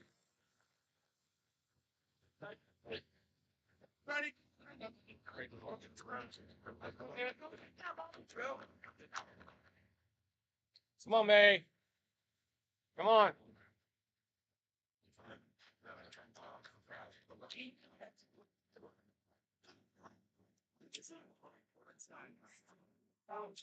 The 3-1. That's in for a strike. Yeah, good pitch there. And the count goes full. Great job going at Webster by Carter May, challenging him. We'll see if he's able to come right back at that and not try to get fancy, just give him the heat and see if he can catch up with it. That is played by May. A throw to first in time. Again, 1-3. And this time doing it the more conventional way and using his glove instead of barehanding it. And same result, dribbler back up the middle, fielded by Carter May and gets the out. So Uncle Craig in Kentucky.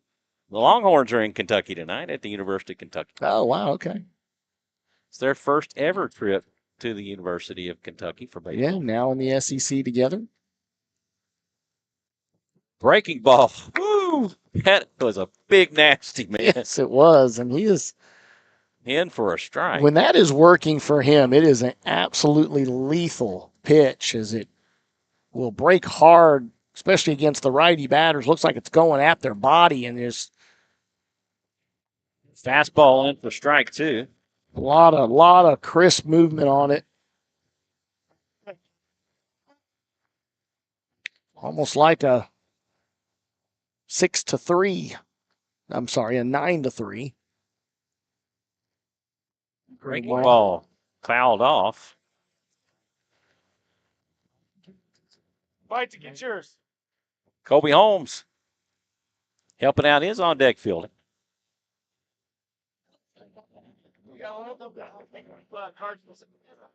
Again, these silly made up stats brought to you by Francis and Kaspar. Oh, check swing. He did not go. Yeah, good no call there. He was able to check the swing, keep the bat from going through the zone.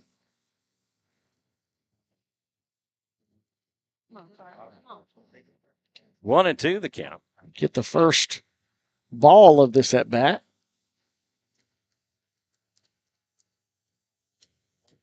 Breaking ball cut on and hit foul.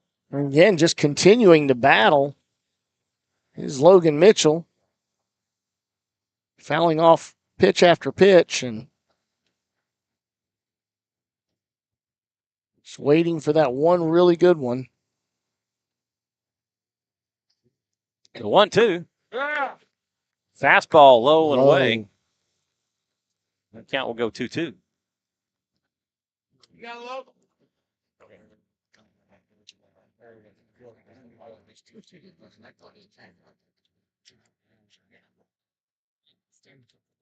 Swing and a miss. Drop third strike. Throw down to first to complete the strikeout.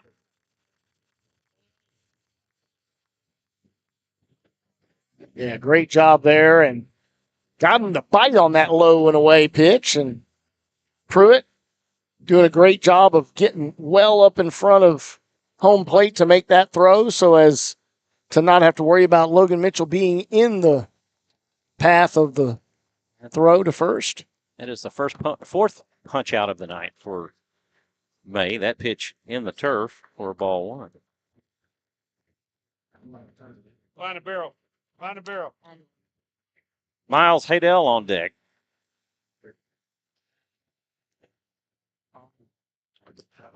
Boy. Hey, Look at that.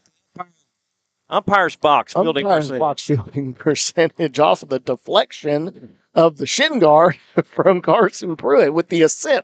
Ole, ole, ole, ole. Got it.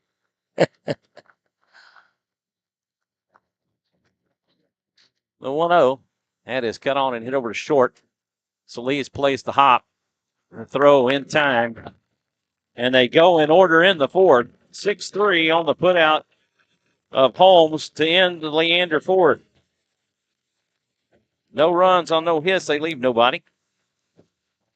And after 4 complete, it's 3-2 Leander. On to the fifth we go. Due up for the Raiders in the fifth. Arrives, Pruitt, and Burry. That is your 6, 7, and 8 hitters.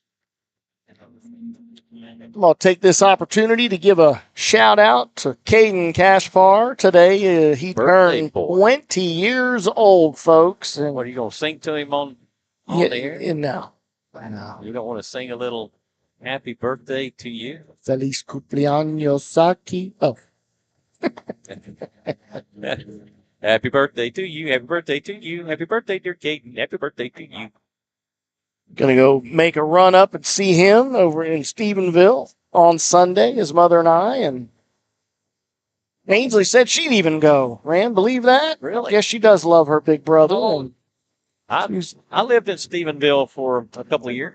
yeah, he said they have an awesome hamburger place and a seafood place that's doing crawfish bowls right now. So I think that's probably where we're going to end up. Hey, crawfish. That is that time of season, and I haven't been able to get me some mud bugs yet. Nona says, happy birthday, Caden. Thank you, thank you. I'll tell you what he let his mother know last night. You know, after the game. Oh, It was really funny. He said he was not a statistic. So of course, last time when he was saying he was 4 hours away from making it from being a statistic, and you know we'll stop there and I'll let you know. To let you know what he was referencing. It got a good laugh from me. that pitch low for ball 1 to Arrives. Arrives is 2 for 2. He has a single and a double and 2 RBIs.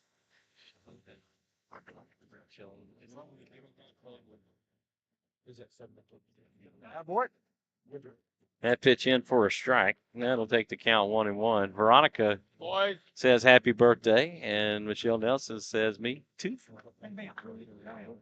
The 1-1, that's inside for ball 2. I'll tell you what, all they have to do is really sit here. I don't really expect Logan Mitchell to make it past possibly the next couple of batters. That is hit back up the middle. That'll be played by Jaramillo. Throw to first. And Not again, time and Arrive. Well, there'd be no throw to first. no throw. But Is it's he? so deep in the hole. Yeah, he rounded again. He's rounding the ball as opposed to playing it on the backhand, and I think that's really taking away from his ability to be able to step through, and it's taking longer for him to actually field the ball that way. So that's the second time that's happened in this game. The last time was a late throw. This time was no throw. That'll bring up Carson Pruitt. He has flown out to center and walked. That pitch low for ball 1. And that was Logan Mitchell's 100th pitch of this game. Michelle Nelson says, me too, to the Stephenville comment. Oh. Happy birthday. Yeah, she did. She lived in Stephenville. Okay. We both did. That's Michelle's my sister, of course. Right. 1-0, that's high and outside for ball 2. That was. And we lived in the same apartment complex. Hey, Wolfie. She lived upstairs. I lived downstairs. Interesting. Okay. It's right there close to Tarleton State. Yep. The 2-0, that's inside for ball 3. So did you have to yell at her a lot about being too loud upstairs, you know? No, but I did have a neighbor. He was a bass player. Oh, wow. And Okay. so I would get up and I would have to be at work at 4:30 in the morning. And Man, he was all night long. That pitch down the middle for strike one. Oh gosh, I'm surprised that I didn't put holes in the ceiling with my broom handle. Oh, banging on it. Banging on it, man. Well, He was hear good. You. He was really good. But I was trying to get some sleep, and his room was right above my room. And Those have a tendency to be a bit thinner walls. That pitch high for ball 4, and Pruitt draws back-to-back walks. That is the 7th walk issue, notwithstanding the 2 hit batters. And this likely will be the last batter for Logan Mitchell to face. Once again, now sitting at 104 pitches. So just 6 pitches, and nope. Looks like Coach Grissom's not waiting for those last 6 pitches. Coach Grissom calls time, and we probably expect a pitching change. And it looks like 19 has got his glove. That's Oakley Lynham. Man, I love that name, Oakley. That's going to be it for Mitchell. Is that 19? Yeah. Oakley Lynham, Lynam. Yeah, that's what I would say. Lynham, Oakley. Great name. See if they introduce him, and then we'll know for sure. Joe Furry is due up. He is 0 for 1. He struck out back in the 2nd and was hit by a pitch in the 3rd. So Logan Mitchell does finish the game here, going 4 innings, allowing 4 hits, had 2 earned runs, 5 strikeouts and 7 walks on 104 pitches and 48 for strikes. So really, really rough numbers there. As you really would love to see that pitcher have a 50% or a slightly above 50% strike to pitch ratio, and well below that is Logan Mitchell here. So not really probably happy with himself, but he does go in with a lead. What was Lyman's first name? Oakley. So interesting to see what they'll do and to see if Now people from Leander, number 19. Well, he was hitting for himself. He was hitting for that spot. So that spot, but Haydell is out in center. Will he come back out in center? Correct, and but Haydell was also hitting. Morgan is the designated hitter. Yeah, so now well, you don't want to pull Tyler because he's hot. He's very hot in the DH spot. I mean, he's driven in the 3 runs. And you can't Leander. You can't, seeing as how you're DHing for your shortstop, does Dominic Aramillo come out and get replaced by either Haydell or Mitchell? So I've not seen Mitchell. Yeah, no, Mitchell went out to center field. Logan Mitchell is in center field now. Okay, so who came in? Well, I didn't catch that. I was busy watching Lyman get. Yeah, and I don't see. They're both turned where I can't see their numbers.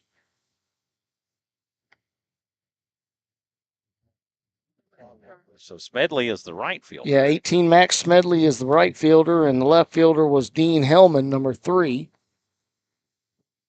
Okay, so Hellman came in.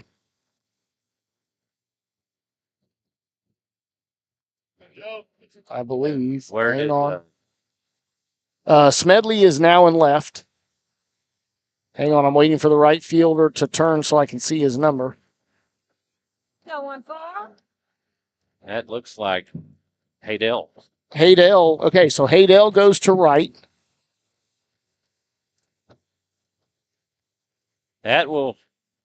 He was rounding and squaring up to bunt. He pulled the bat back, and they are calling it as a foul.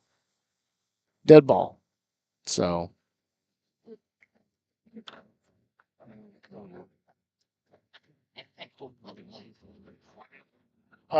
Yeah, so Hellman is the one that does come in. Haydell goes from center to right, and Smedley goes from right to left. All right. Burry lays down the bunt.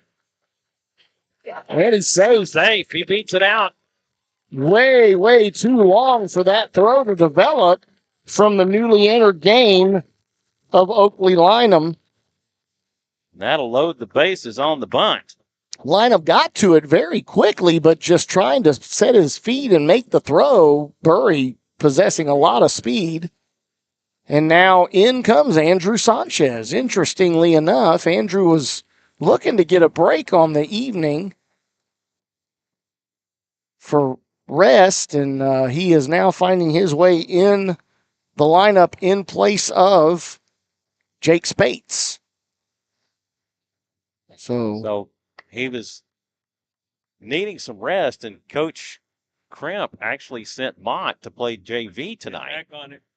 Had he had known that he wasn't going to play, he would have brought Mott in. Yeah, for sure.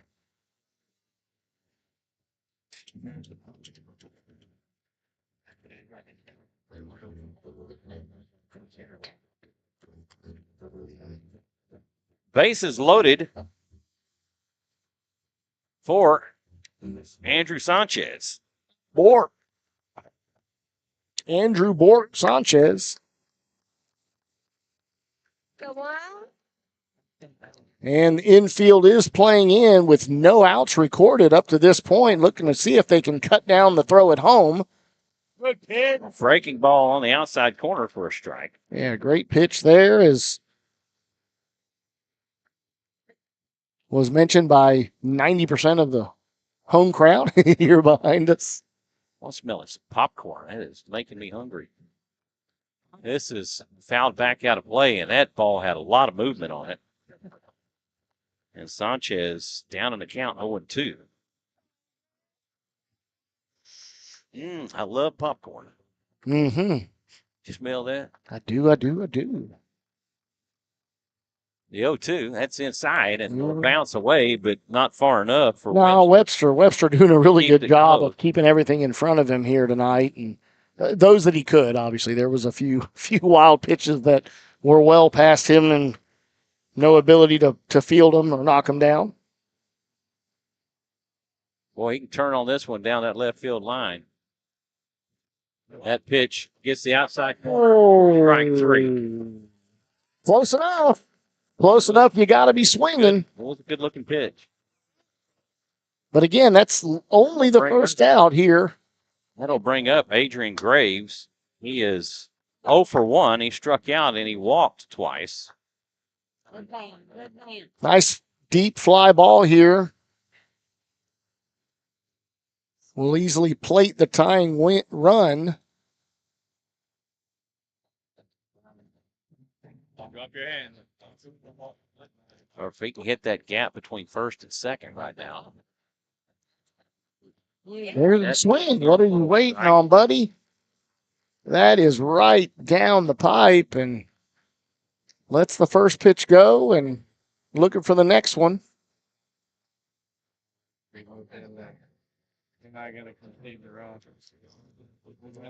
Lyman comes set.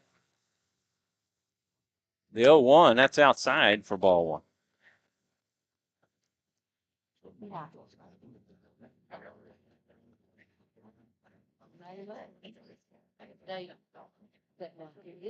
Now what do we got?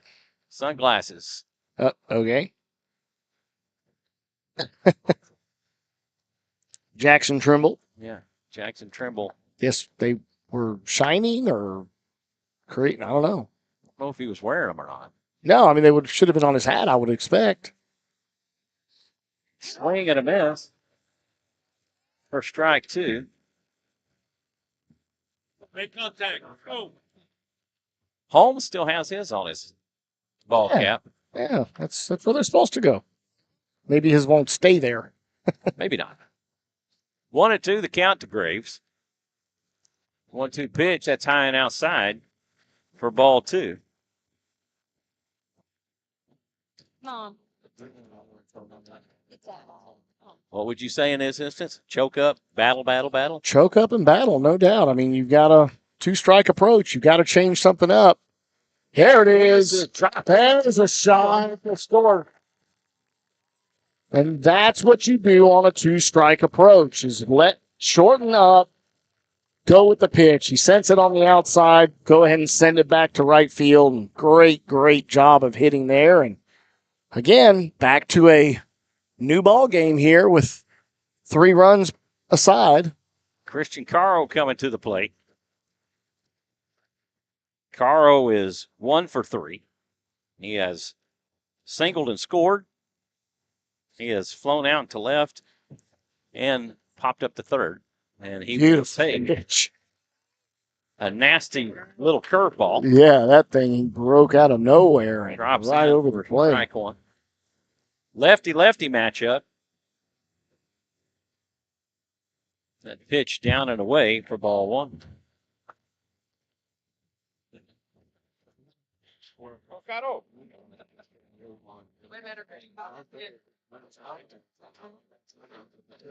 The 1-1 pitch. That's outside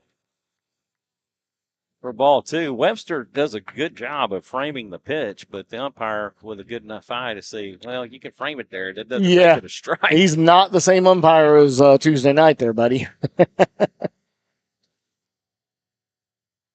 Lyman deals. This is fouled off for strike 2. The count will go 2-2. Christian Caro seeing that one nicely and really wanted to barrel that one up and just out and ahead of it. Jacob Solis on deck. Base is full of Raiders. Pitch high and outside. And again, infield pulled well in, trying to cut off any play at home. Which again, bases loaded.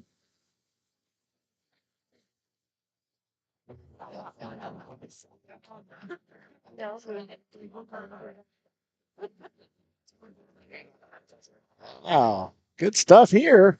Yeah. Got some excitement from. There's another hit to center field. This will score 2. Well, he's going to hold Prairie up at third. And wisely so, as Schwab, the throw from Mitchell was to Schwab. And yeah, Schwab would have let it go. And now that's an ejection. Who got ejected? I would assume Grissom. Coach Grissom was over there and was saying something initially, and that drew the attention of the home plate umpire, who then quickly told Grissom that he needed to mind his own business, and then that's when a fan jumped in. Of course, the fan jumped in and had a few choice words for the umpire. Umpire turned around and told him what he could do with those choice words. I'll leave it at that. And, so it's getting a little bit heated here now, especially with the runs, 2 more runs coming in for the Raiders. Now with them being up in this game. The fan was yelling, and Coach Grissom is leaving the field. And, of course, he gets written up by district. So, and the fan in the stands can actually be ejected too. So I've seen that happen. That yes, sir, happened when we were at Hayes the year before last. Yes, it did. I've seen that happen in multiple occasions. Right? Yes, sir. Definitely been a few times we've seen that. And yes, Coach Grissom makes his way out past right field there towards their, I'm assuming maybe where he's parked out at back. And that'll bring up Jacob Solis with bases loaded. Solis has struck out twice, once looking, once swinging, has been hit by a pitch as he got hit in the head with one in the helmet. And, man, they have just cranked the volume up on their music, and it's just getting really testy here. Yeah, and yes. What's even more interesting, if you look over my right shoulder, you'll see there's an actual, looks like probably a LISD faculty member or somebody talking to the parent, in the up there, talking to the same parent that was barking at the home plate umpire. Yeah. Yeah, she was wearing what looked like she was probably a faculty member, or whether that be Leander or just, there's always supposed to be a. Webster's going to call time, and he's going to go back out as Solis stands in. Tell you what, I had a bowl of soup earlier today for lunch, and it is just wore off. It's gone, huh? It's gone. It's gone. Like I said, I had that fish, and then I made a quick little. Fish sounds good. I would go get some catfish if there was a place open. Yes. Bushes. Lyman from the stretch. That pitch hits the outside corner for strike one. So first pitch offered here finally after all of the extracurriculars are controlled, and we are back underway here. 0-1 for Solis. Yeah. That pitch low and inside for ball one. Just here in the top of the fifth. If you're just joining us, the Raiders have plated 2 runs in the last 2 batters, swapping places here and just rotating the guys around, going a base at a time. This is hit deep to left, but goes foul.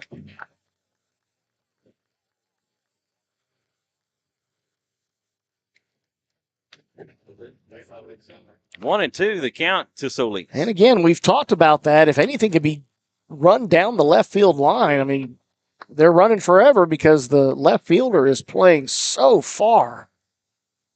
I don't know. There's a big gap between Hiddell and that right field line, too. Yeah. The 1-2. That pitch low for ball 2, and that will even it back up. Still Rouse? Okay, now that it's interesting. Earlier we saw all the infielders are in, and again trying to cut down the run, but you have put yourself at double play depth, which is where they are now. Breaking ball. It's a great pitch. I was like, why is Jacob not swinging at that? Was why I'm sitting there doing this, and no, it was called a ball. That was a good pitch. Great pitch. Sit there and watch that one drop in. I don't know how you can watch that when you're in a full count. Payoff pitch. This one's hit deep to right, and that will score Burry on the sacrifice. And that's the 3rd run of the inning for your Rouse Raiders. Jacob Solis doing a great piece of hitting there, driving the ball deep out to right field, easily allowing not just Burry to score, but also Christian Caro to advance. Right? Or is that Arribas? Arribas, that was. Yeah, Arribas has scored. So Adrian Graves is over at first. No, yeah. Adrian Graves is at third. Yes. And Caro is at first. So runners on the corners for Mason Gonzalez. He takes for ball 1. Gonzalez has walked twice, and he's flown out to left. Jordy, come to the press box. Oh, they've actually, I don't know if they were asked to leave, maybe by that faculty member. Down and away for ball 2. Because they're packing their stuff up.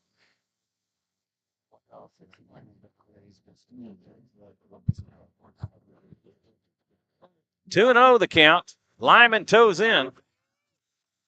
The 2-0. That's in for a strike.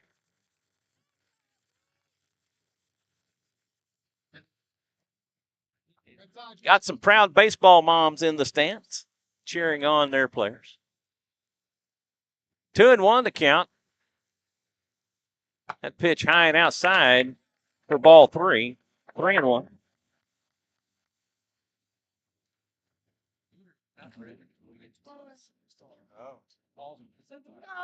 Let's go, Mason. Caro extends his lead. Not too far with the lefty on the mound. The 3-1. That pitch down and away for ball 4. And brings the. And Gonzalez draws his 3rd walk of the night. That'll load the bases once more. for Connor Thompson. Thompson has walked. He's hit into a fielder's choice, and he's flown out to right. The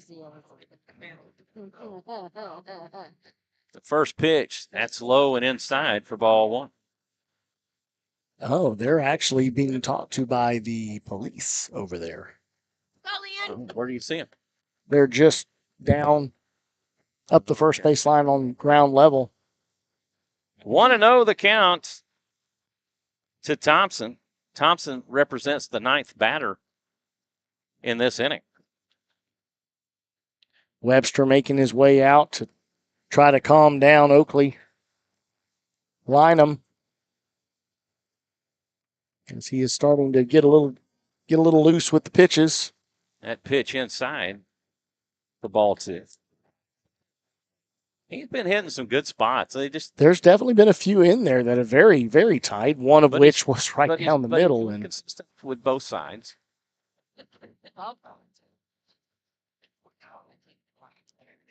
That pitch high for ball three. 3-0. The count with no place to put him. You know he has the take sign. Oh, I just caught this. Kobe Holmes. That pitch in for a strike. Kobe Holmes is now at shortstop. Oh, Jaramillo is gone. I just saw that as he turned around. They're both the same height, and he turned around and I saw number 10, but Holmes was at right, and Holmes was at 3-1 the count. This is lined into center. That gets by Mitchell. That will score two. A 2 RBI single by Connor Thompson.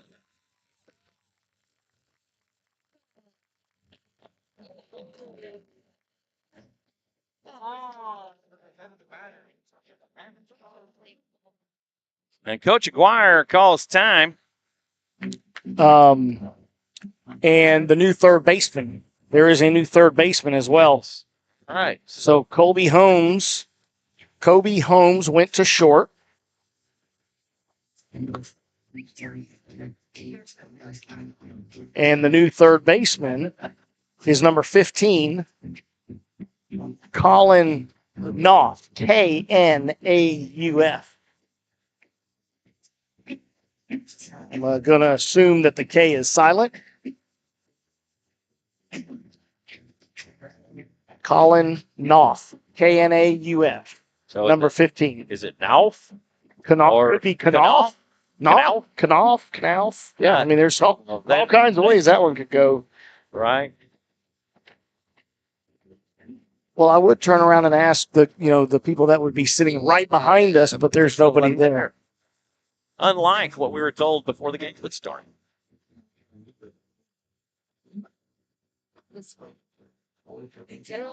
Adolfo Arribas comes back to the plate. He got things started in this inning with a leadoff single. He's 3 for 3 on the night. 2 singles and a double. I was trying to see if I could get somebody to help us enunciate his last name, but I couldn't get anybody's attention.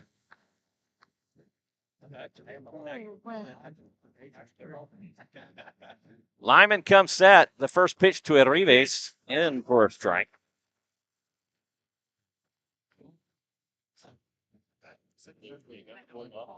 Adolfo with the hot bat.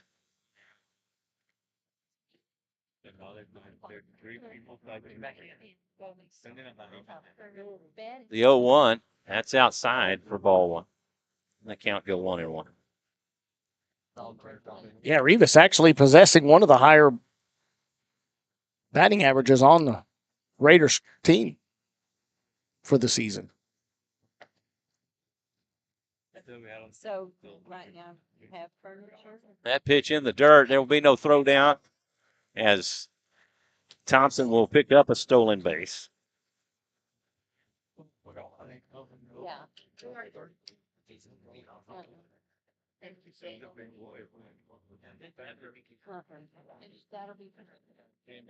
Runners at second and third.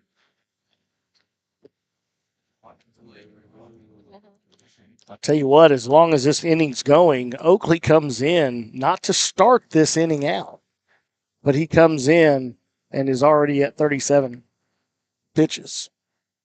3-1 the count to Arribas. 3-1 pitch. That gets the outside corner for strike two. That'll work the count full.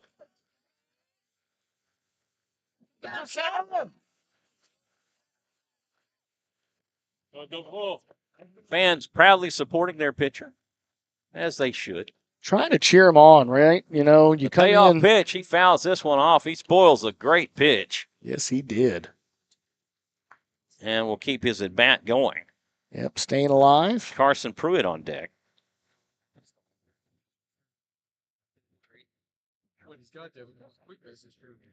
If he hits a good sharp single, that will score 2 runs. Oh, no doubt. With the speed of Connor Speed Thompson. of Connor Thompson, I don't think that's a no-brainer there for him to be able to round and score.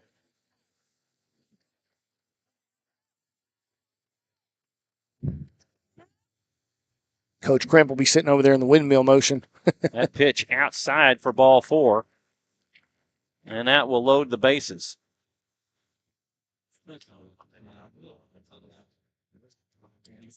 That'll bring up Carson Pruitt.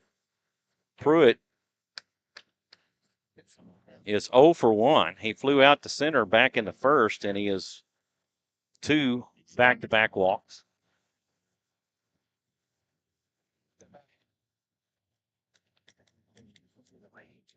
And that second walk was issued in this inning. Oh, will hit him to score a run. He's been losing everything on the outer half, and that one, of course, being the inner half. And now back in comes, still Connor Williams to run again for Carson Pruitt. Nona says, and that's how we do it. Yes, ma'am. Just keep plugging along and staying in there. And that'll bring up Joe Burry. Burry reached on a single.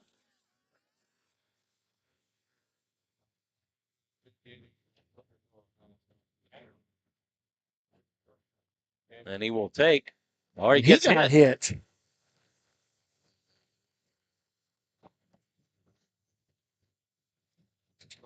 Well, once again, you got to make some adjustment. Everything he's throwing has been on that inside of the plate. And against the lefties, it's been way out, hence the reason why the walk was issued.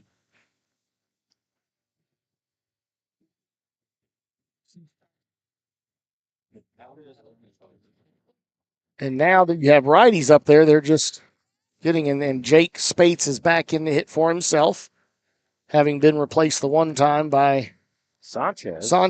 Sanchez was the first out of the inning as he struck out looking. That was swung on and fouled back. Yeah, good cut there from Jake Spates, who just under that pitch and fouls it straight back.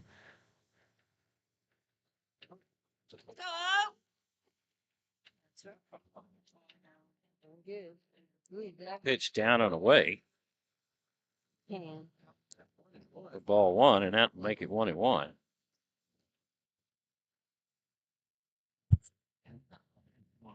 Makes you sound really know better.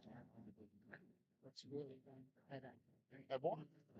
That pitch in for a strike. Count goes 1-2.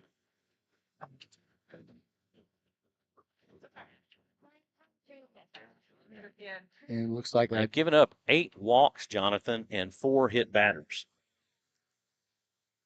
And there is somebody getting warmed up in the bullpen. That is. Did he call foul? I think he called foul.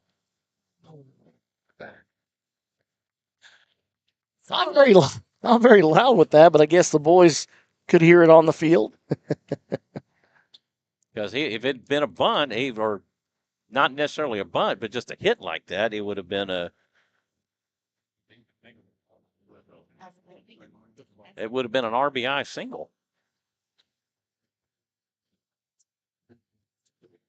1-2. That's inside for ball 2, and that will even it up.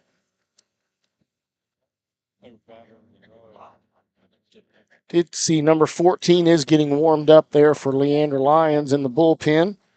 And that is Jack's Ruin. That is fouled back and out of play. Count remains 2-2. Well, I'm not sure what time Bush's Chicken closes if I'm going to get some catfish. It's a couple of minutes after 9. We're 2 hours and 2 minutes into this contest. And Deuce is wild. And currently only in the 5th. And this is hit back up, and nobody's covering first. And the base, and they make the throw anyway. And that will score 2 more runs. I don't know what happened. That'll end up being a 2 RBI single by Jake Spates. Runners on the corners. Yeah, off the slow dribbler back to second base, and great piece of running by Joe Burry, who did the little pause hesitation right in front of the second baseman. Meemaw and Papa, let's go Raiders. Nona, delivery. Yes. That's going to do it for Lyman. Yep, number 14 was warming up, and that is going to be Jack's Ruin, R-U-E-N. So Ruin. Jack's Ruin comes in replacement of Oakley Lynham. Of course, Lynham came in replacement of Logan Mitchell. Lynham goes 2/3 of an inning. So as we now see our third pitcher of this inning, Lynham goes 2/3, allowing 4 hits, 5 earned runs, 1 strikeout, 2 walks, and he had 2 hit batters. Of course, Logan Mitchell also having 2 hit batters, so that brings us to that count of 4, as Michael pointed out a moment ago. Lynham did that all on 49 pitches, 25 for strikes. So he had a 50-pitch inning, 2/3 of an inning. So, and that would mean we had, let's see, so this has been 96, 8. I wish I'd kept the clock 50, on this half inning. There's been 57 pitches thrown in this half of the inning for the Leander Lions. Wow, that's a lot. 57 pitches, and we're not done. Wow. Adrian Graves is due up. Momo checking in. Let's go Raiders. Boy, if you were for Leander right now, you'd say this has gotten ugly in a hurry.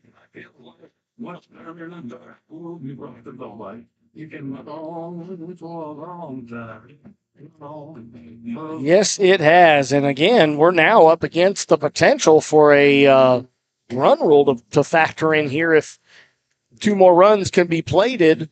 And we can keep and them. We hold Leander to no score in their bottom half of the 5th. Adrian Graves makes his way to the plate. He is the 14th batter of the inning. Go 3.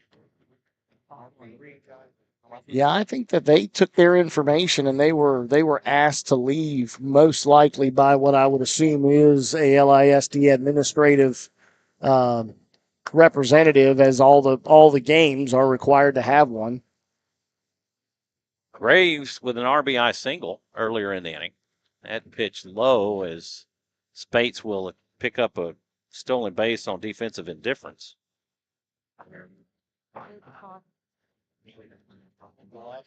1-0 the count to Graves. Ruin misses inside for ball 2. That had a little pop on it. It did have. That had a little zip. Keep it going, Raiders, Christina says. And it was an 89-mile-an-hour fastball there from the right arm of Jack's Ruin. 2-0.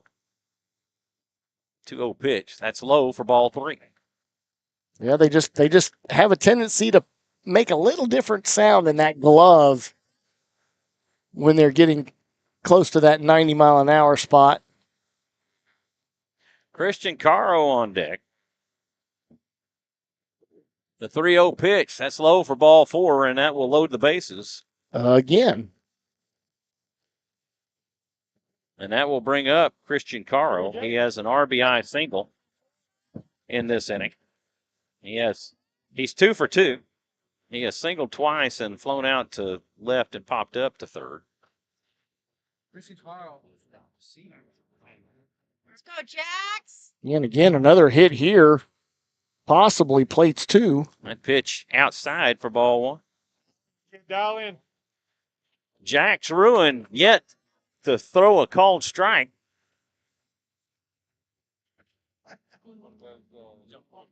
So far in his appearance.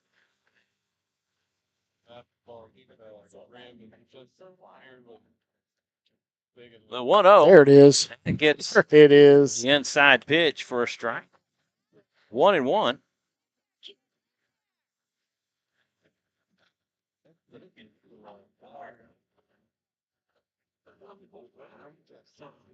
Jacob Solis on deck. 1-1 pitch. That's high for ball 3.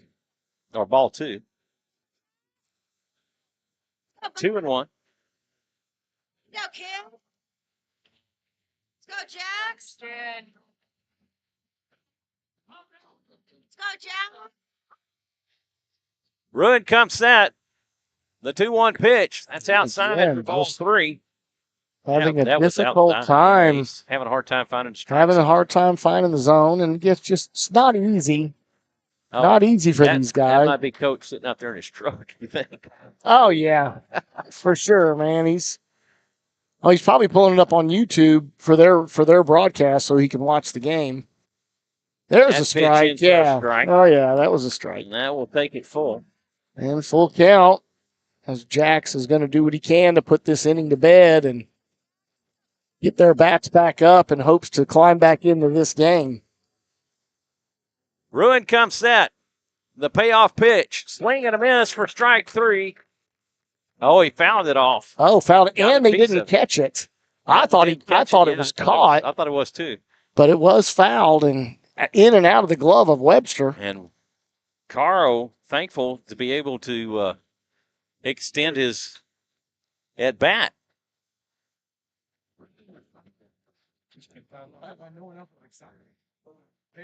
Swing and a miss for strike 3. And that will do it for the Raider 5th. But they get 9 runs on 1, 2, 3, 4, 5, 6 hits. 9 runs, 6 hits, and they several walks. They leave them loaded. 2 walks and 2 hit batters. After 4.5, it's 11-3 Rouse. I apologize. 3 walks and 2 hit batters. Yeah, let's see. I got 1. And now a quick warm up. You got to wonder if Carter May was in the bullpen there getting some pitches. 3. Throws that one over the head of Carson Pruitt.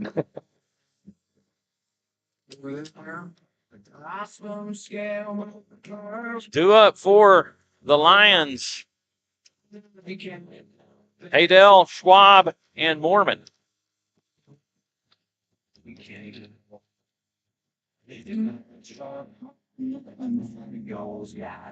And here we go. Bottom of the 5th inning. Ready to get underway. Ashley. What was that? Somebody said something to our microphone. I think it might Ashley.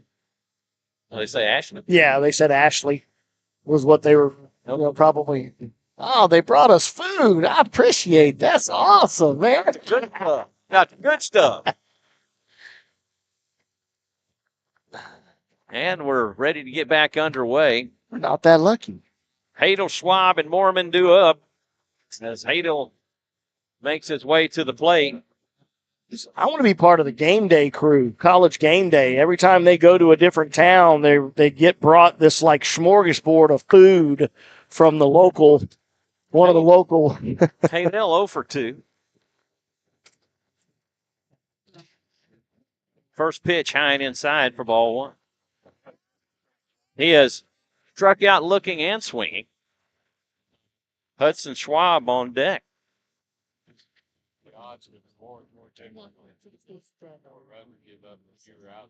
Not in this one. The 1-0 pitch.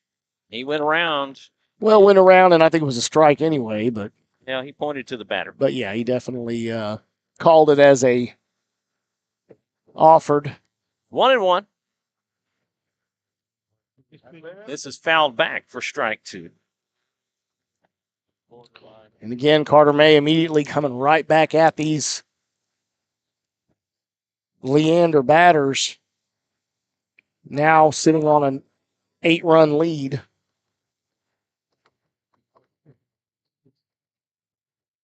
The 1-2 pitch. Catches him looking for strike 3, and Haydell drawing comments from the umpire. Yeah, he was. He looked right at him and shrugged his shoulders and gave him a what for, and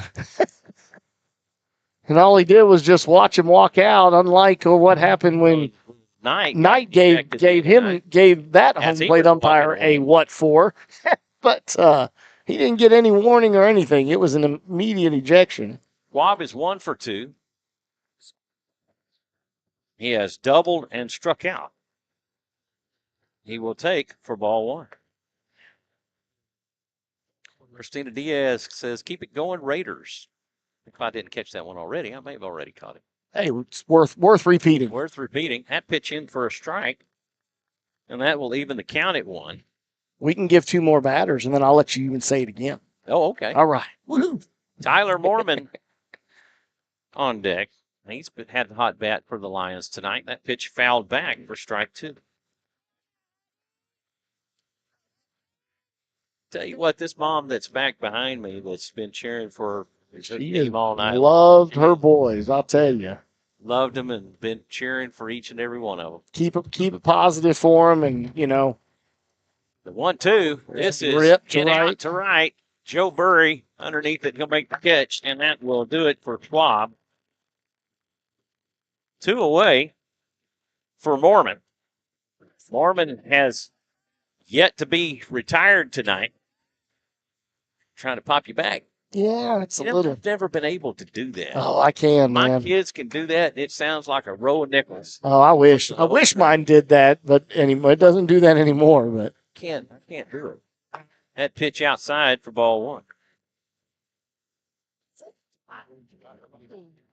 I used to have Norma walk on my back trying to get it to pop. Gosh, not even she could. So I'd get my sons to do it because they were much heavier. Right. 1-0. That's high for ball 2. And it just never would. My kids were like, gosh, Dad, I don't think your back's able to pop. Get the chiropractor. Oh, I'm not going there. Oh, yeah. Good stuff. Got a really good friend of mine who's a chiropractor. Yeah, he's who I go to. The 2-0, that's high for ball 3. And again, a little struggle here trying to find that strike zone again, get back into a groove for Carter May. Max Smedley on deck. The 3-0, that's low for ball 4. Of course, that being the exact opposite of the previous 3 pitches where they were all high, and he tried to get that one down and bounced it in. That's only the second walk on the night for May. That'll bring up Smedley. He is 1 for 1. He has reached on an error, and he has singled. He will lay off for a ball. Yep.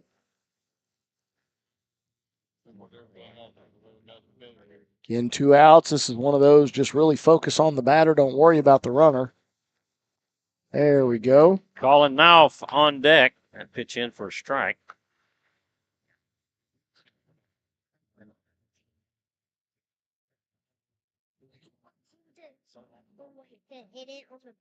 Swing and a miss for strike 2. 1-2 the count to Smedley. 1 on with 2 outs here in the bottom of the 5th.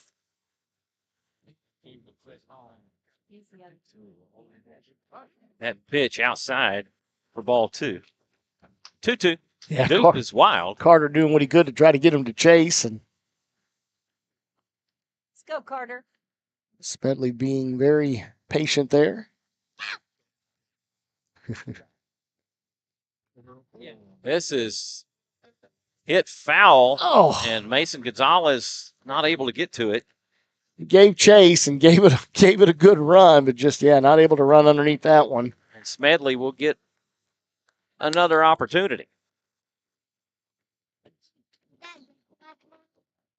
Again, we want to thank everybody for tuning in and watching your Rouse Raiders here on SHN Sports.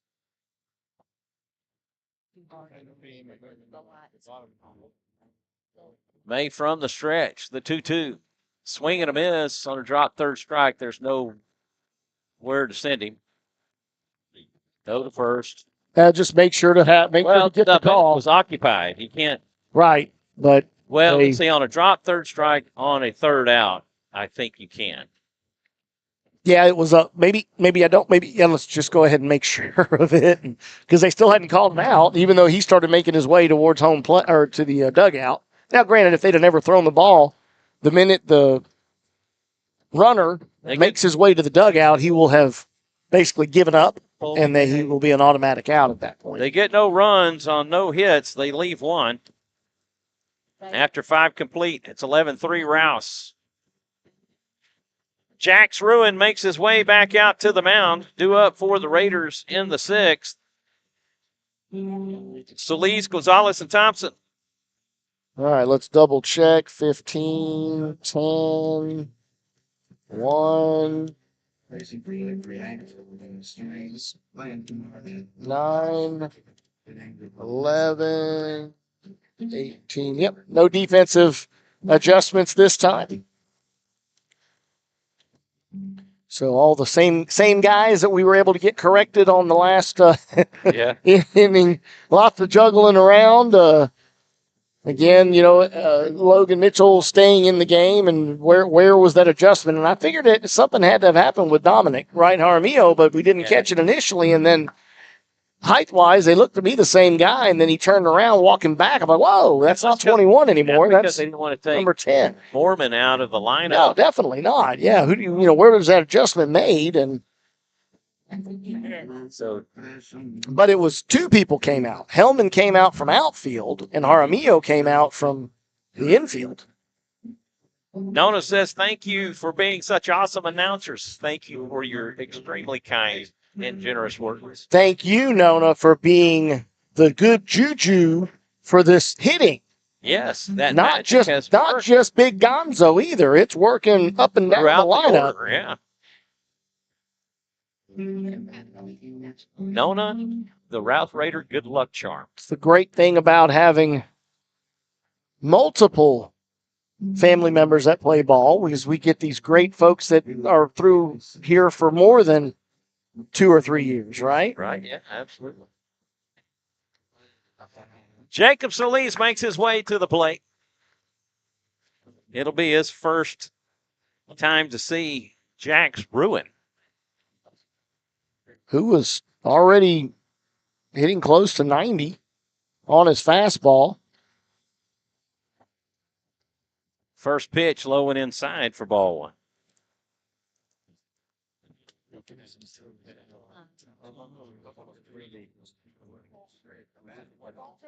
Mason Gonzalez on deck.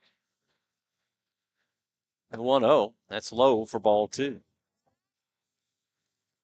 Go, kids. Get the hand off in that plate. You have all the cameras around.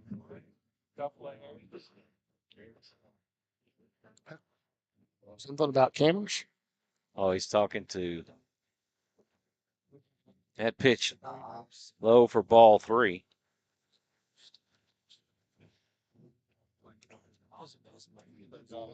It's the first time I've ever heard that, or somebody says we don't allow cameras on the net. The 3-0. Oh, is that what they were trying to talk? For? Okay. Is that what he said? Yeah, that's what he said. Okay, I heard something about camera. Naughty. Throwing, not. Go 1-4. Here we go 1-4. There, kid. Let's go, Jax. Let's go, bub.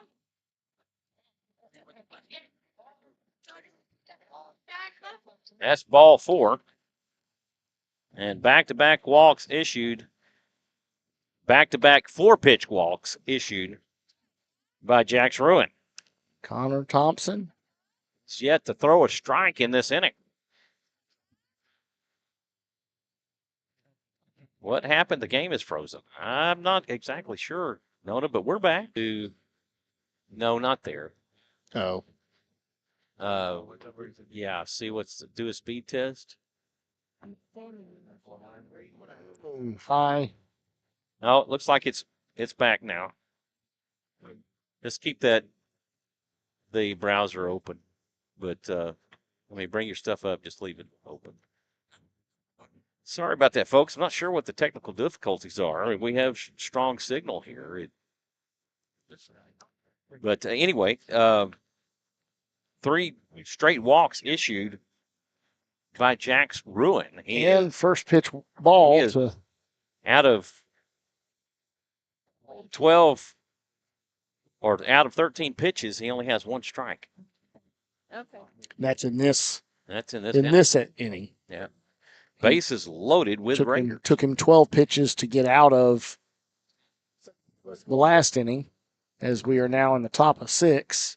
And we'll bring up Adolfo Arribas. 1-0, that's high for ball 2. 4 kid, 4 in. And you really feel for the guys here. You just really want to see them come in and succeed and have a good outing. Steve said, Jonathan's fault. Oh, well, yeah, I'm the engineer. It's always my fault. Always the engineer's fault. That pitch gets the outside corner for a strike. Steve says I could blame it on somebody else. It was always to be blamed on me. Plenty good. Jonathan's got big shoulders. Doesn't bother me none a lick. 2-1 the count. Ruin deals low for ball 3.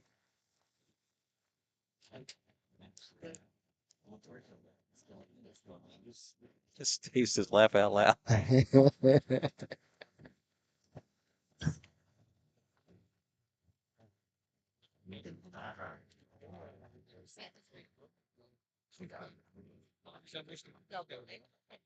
The 3-1 pitch, that's outside for ball 4, and it's Colby Driscoll. 4 consecutive walks will walk a run in. And then in comes Colby Driscoll, not wearing 8, wearing number 2 in the gray pins. Bases loaded. And he checks in. And Coach Aguirre is going to call time. And that's probably going to be it for Ruin.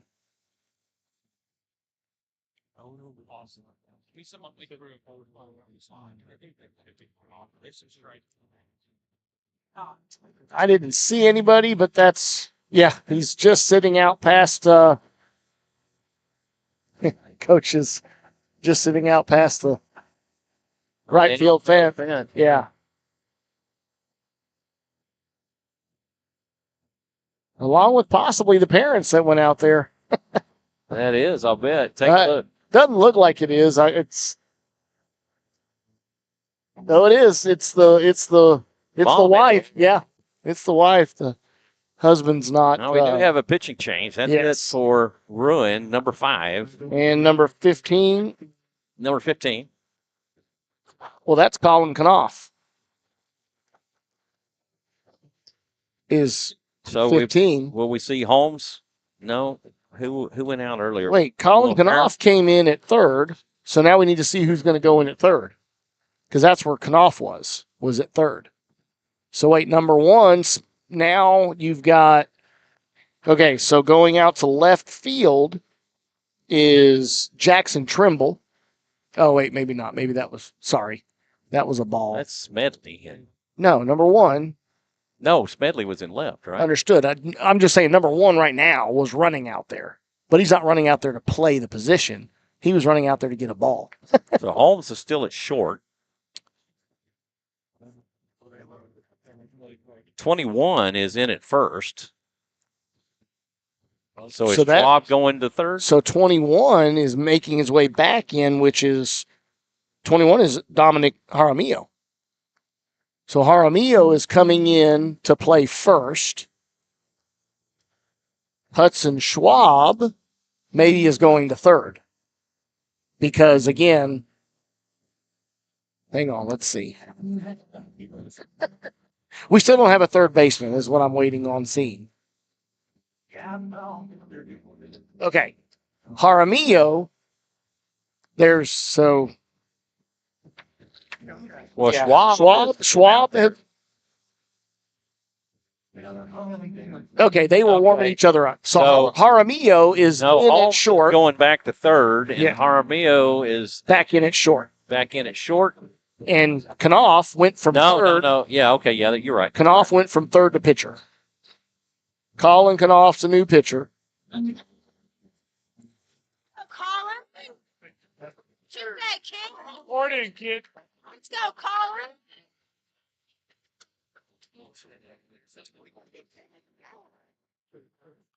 Knopf deals this one. This one is hit out to center.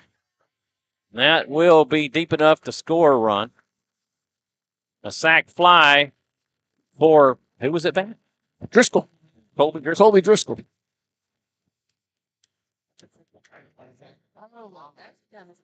And so that does see the advancement of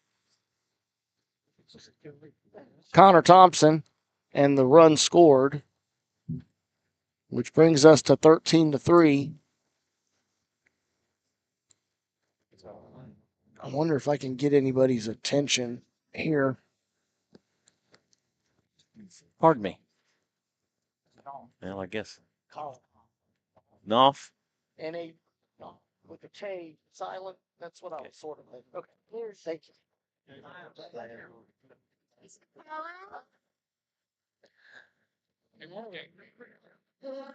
Always like to try to get confirmation on some of the announcements of how to announce a name or enunciate. And silly question. Do we have a home game on Tuesday? That pitch gets the corner outside for strike one.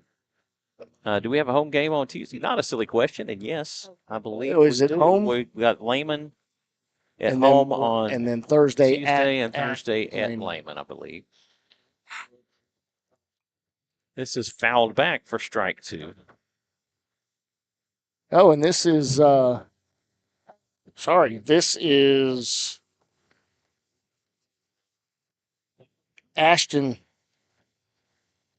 Preston that's in hitting. If you caught, I don't know if you caught that. Number 22. Yep. 0-2 to Preston. Now comes set. Runners on the corners, one away. The pitch, that's just high. Yeah, just a bit high outside. So close, but not close enough. Oh, my defensive chart for Leander is bleeding green. It's all over the place, isn't it? Yeah. The 1-2 pitch, that is fouled back. As Preston spoils a beautiful pitch. Good looking swing there, just not quite rounding off and barreling it up, but Spates helping out his on-deck fielding percentage. Yep, able to stay alive here is Preston.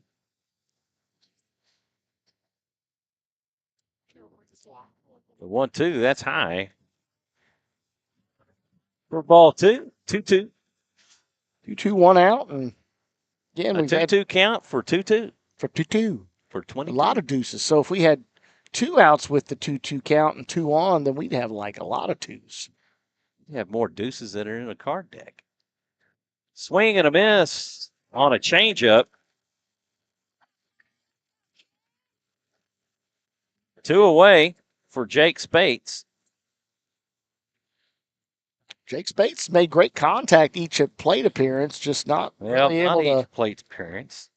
Okay, let me tell you before you say that.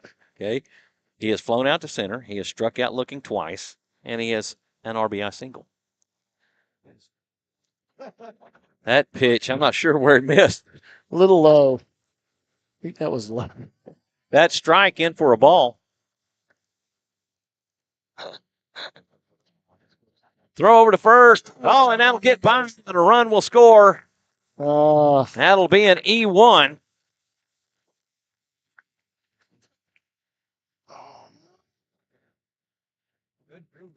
Not only did he have an opportunity and fooled the runner, but he also fooled his first baseman who wasn't ready for that pick move. It was actually a really good pick play. Move by Noth. You're the batter, kid. You're the batter. Let's go, kid. 1-0. This is popped up and playable. Oh, it's in and out. He had it with the hand after it bounced out of the glove. Of Webster. He probably should have let Kobe Holmes handle that as he was coming in on it. Yeah. Tried to make an over-the-shoulder grab. Oh, he almost was able to catch it with the hand after it bounced out of the glove, but Early on that. Who do we have on deck? 1-1. That's high for ball 2. That is number. Go, Colin. 2-1 to count the Spates. Good question. 3 runs have scored in this inning. This is line down the left. This is going to score. Arribes. That'll be an RBI double. Rivas was looking like he just wanted to go ahead and stop on third, and coach is like, "Come on, Bubba, let's go." That's number 5. That's Noah Stover. And he is not on the lineup.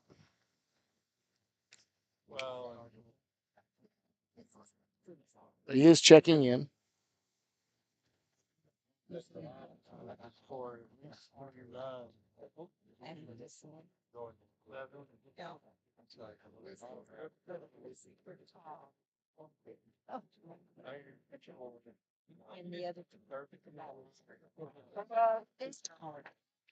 Stover hitting for Adrian Graves. And this will get through. And Spates will round and head for home. That'll be an RBI single for Stover.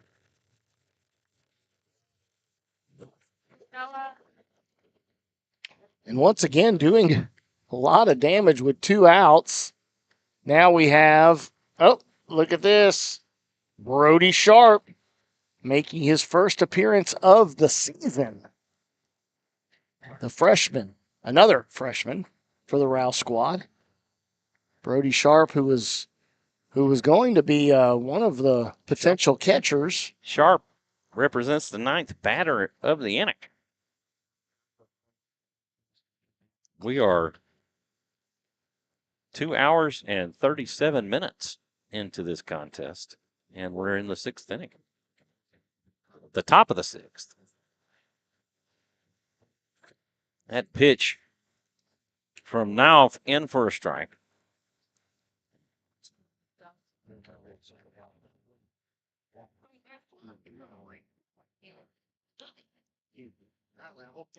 Off comes set. The 0-1. This is lined into left.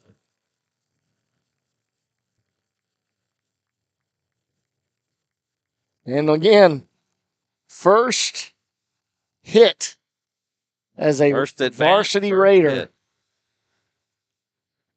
Sorry, Colin. Keep pouring. That'll bring up our courtesy running specialist, Connor Williams. There you go. Everybody getting an opportunity here to contribute. And he will take for ball 1. Outside. Goodness, I'm starting to run out of innings. This is hit to Trimble, a throw to first in time, and that will do it for the Raider 6th. They get 5 runs on 3 hits, and they leave 2. After 5.5, it's 16-3 Rouse.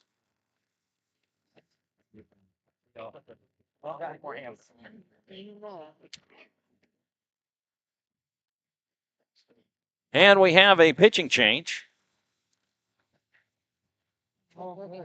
That will be Cooper Dye. Cooper Dye coming in a non-close or non-save situation. Close situation, but non-save situation here is, again, there is a 10 after 4 run rule limit at the high school level, and currently sitting on a 13-run lead. Due up for the Lions in the 6th. Now Trimble and Webster. That is your 7, 8, 9 hitters. There you go. Raiders can shut them down here. That'll be the ball game.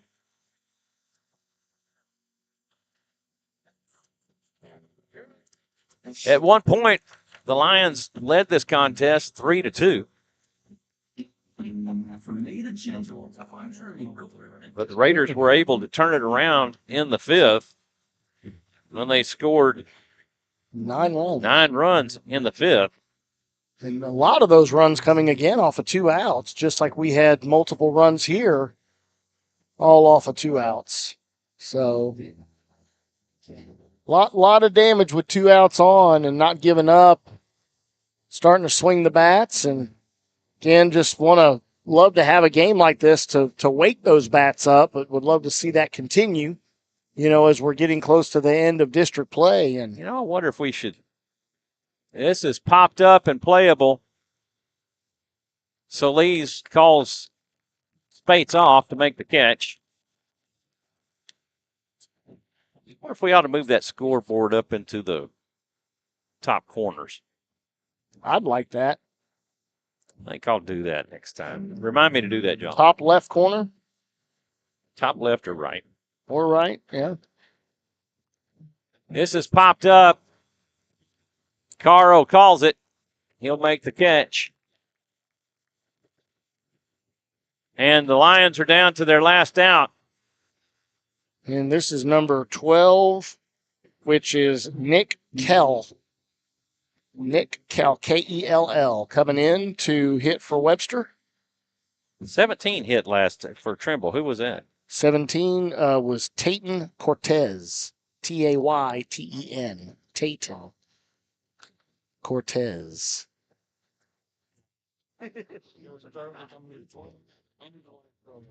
Missed that. And now Nick Kell. Swing and a miss for strike 1. That's only the 3rd pitch of the inning for Dye. Yeah, first pitch pop up, next first pitch pop up. Logan Mitchell on a deck. Ball and a strike here. That pitch high for ball 1. Oh, 2. As I was saying, he's already had another pitch. He already had. Yeah, he already had another pitch. So 2-1's the count. 2-1.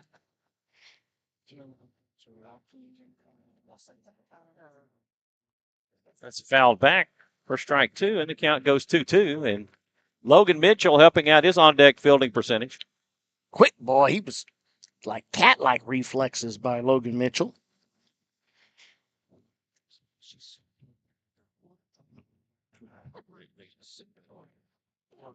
Here's what I was.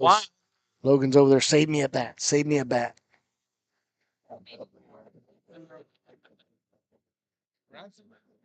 The 2-2 pitch. Pitch down and away for ball 3. Cooper seeing if he could get him to chase there on the breaking pitch. This is hit deep. Nuked. Just a long. And Graves over long makes the catch, and that will do it. The Raiders ended in 6 in a run rule.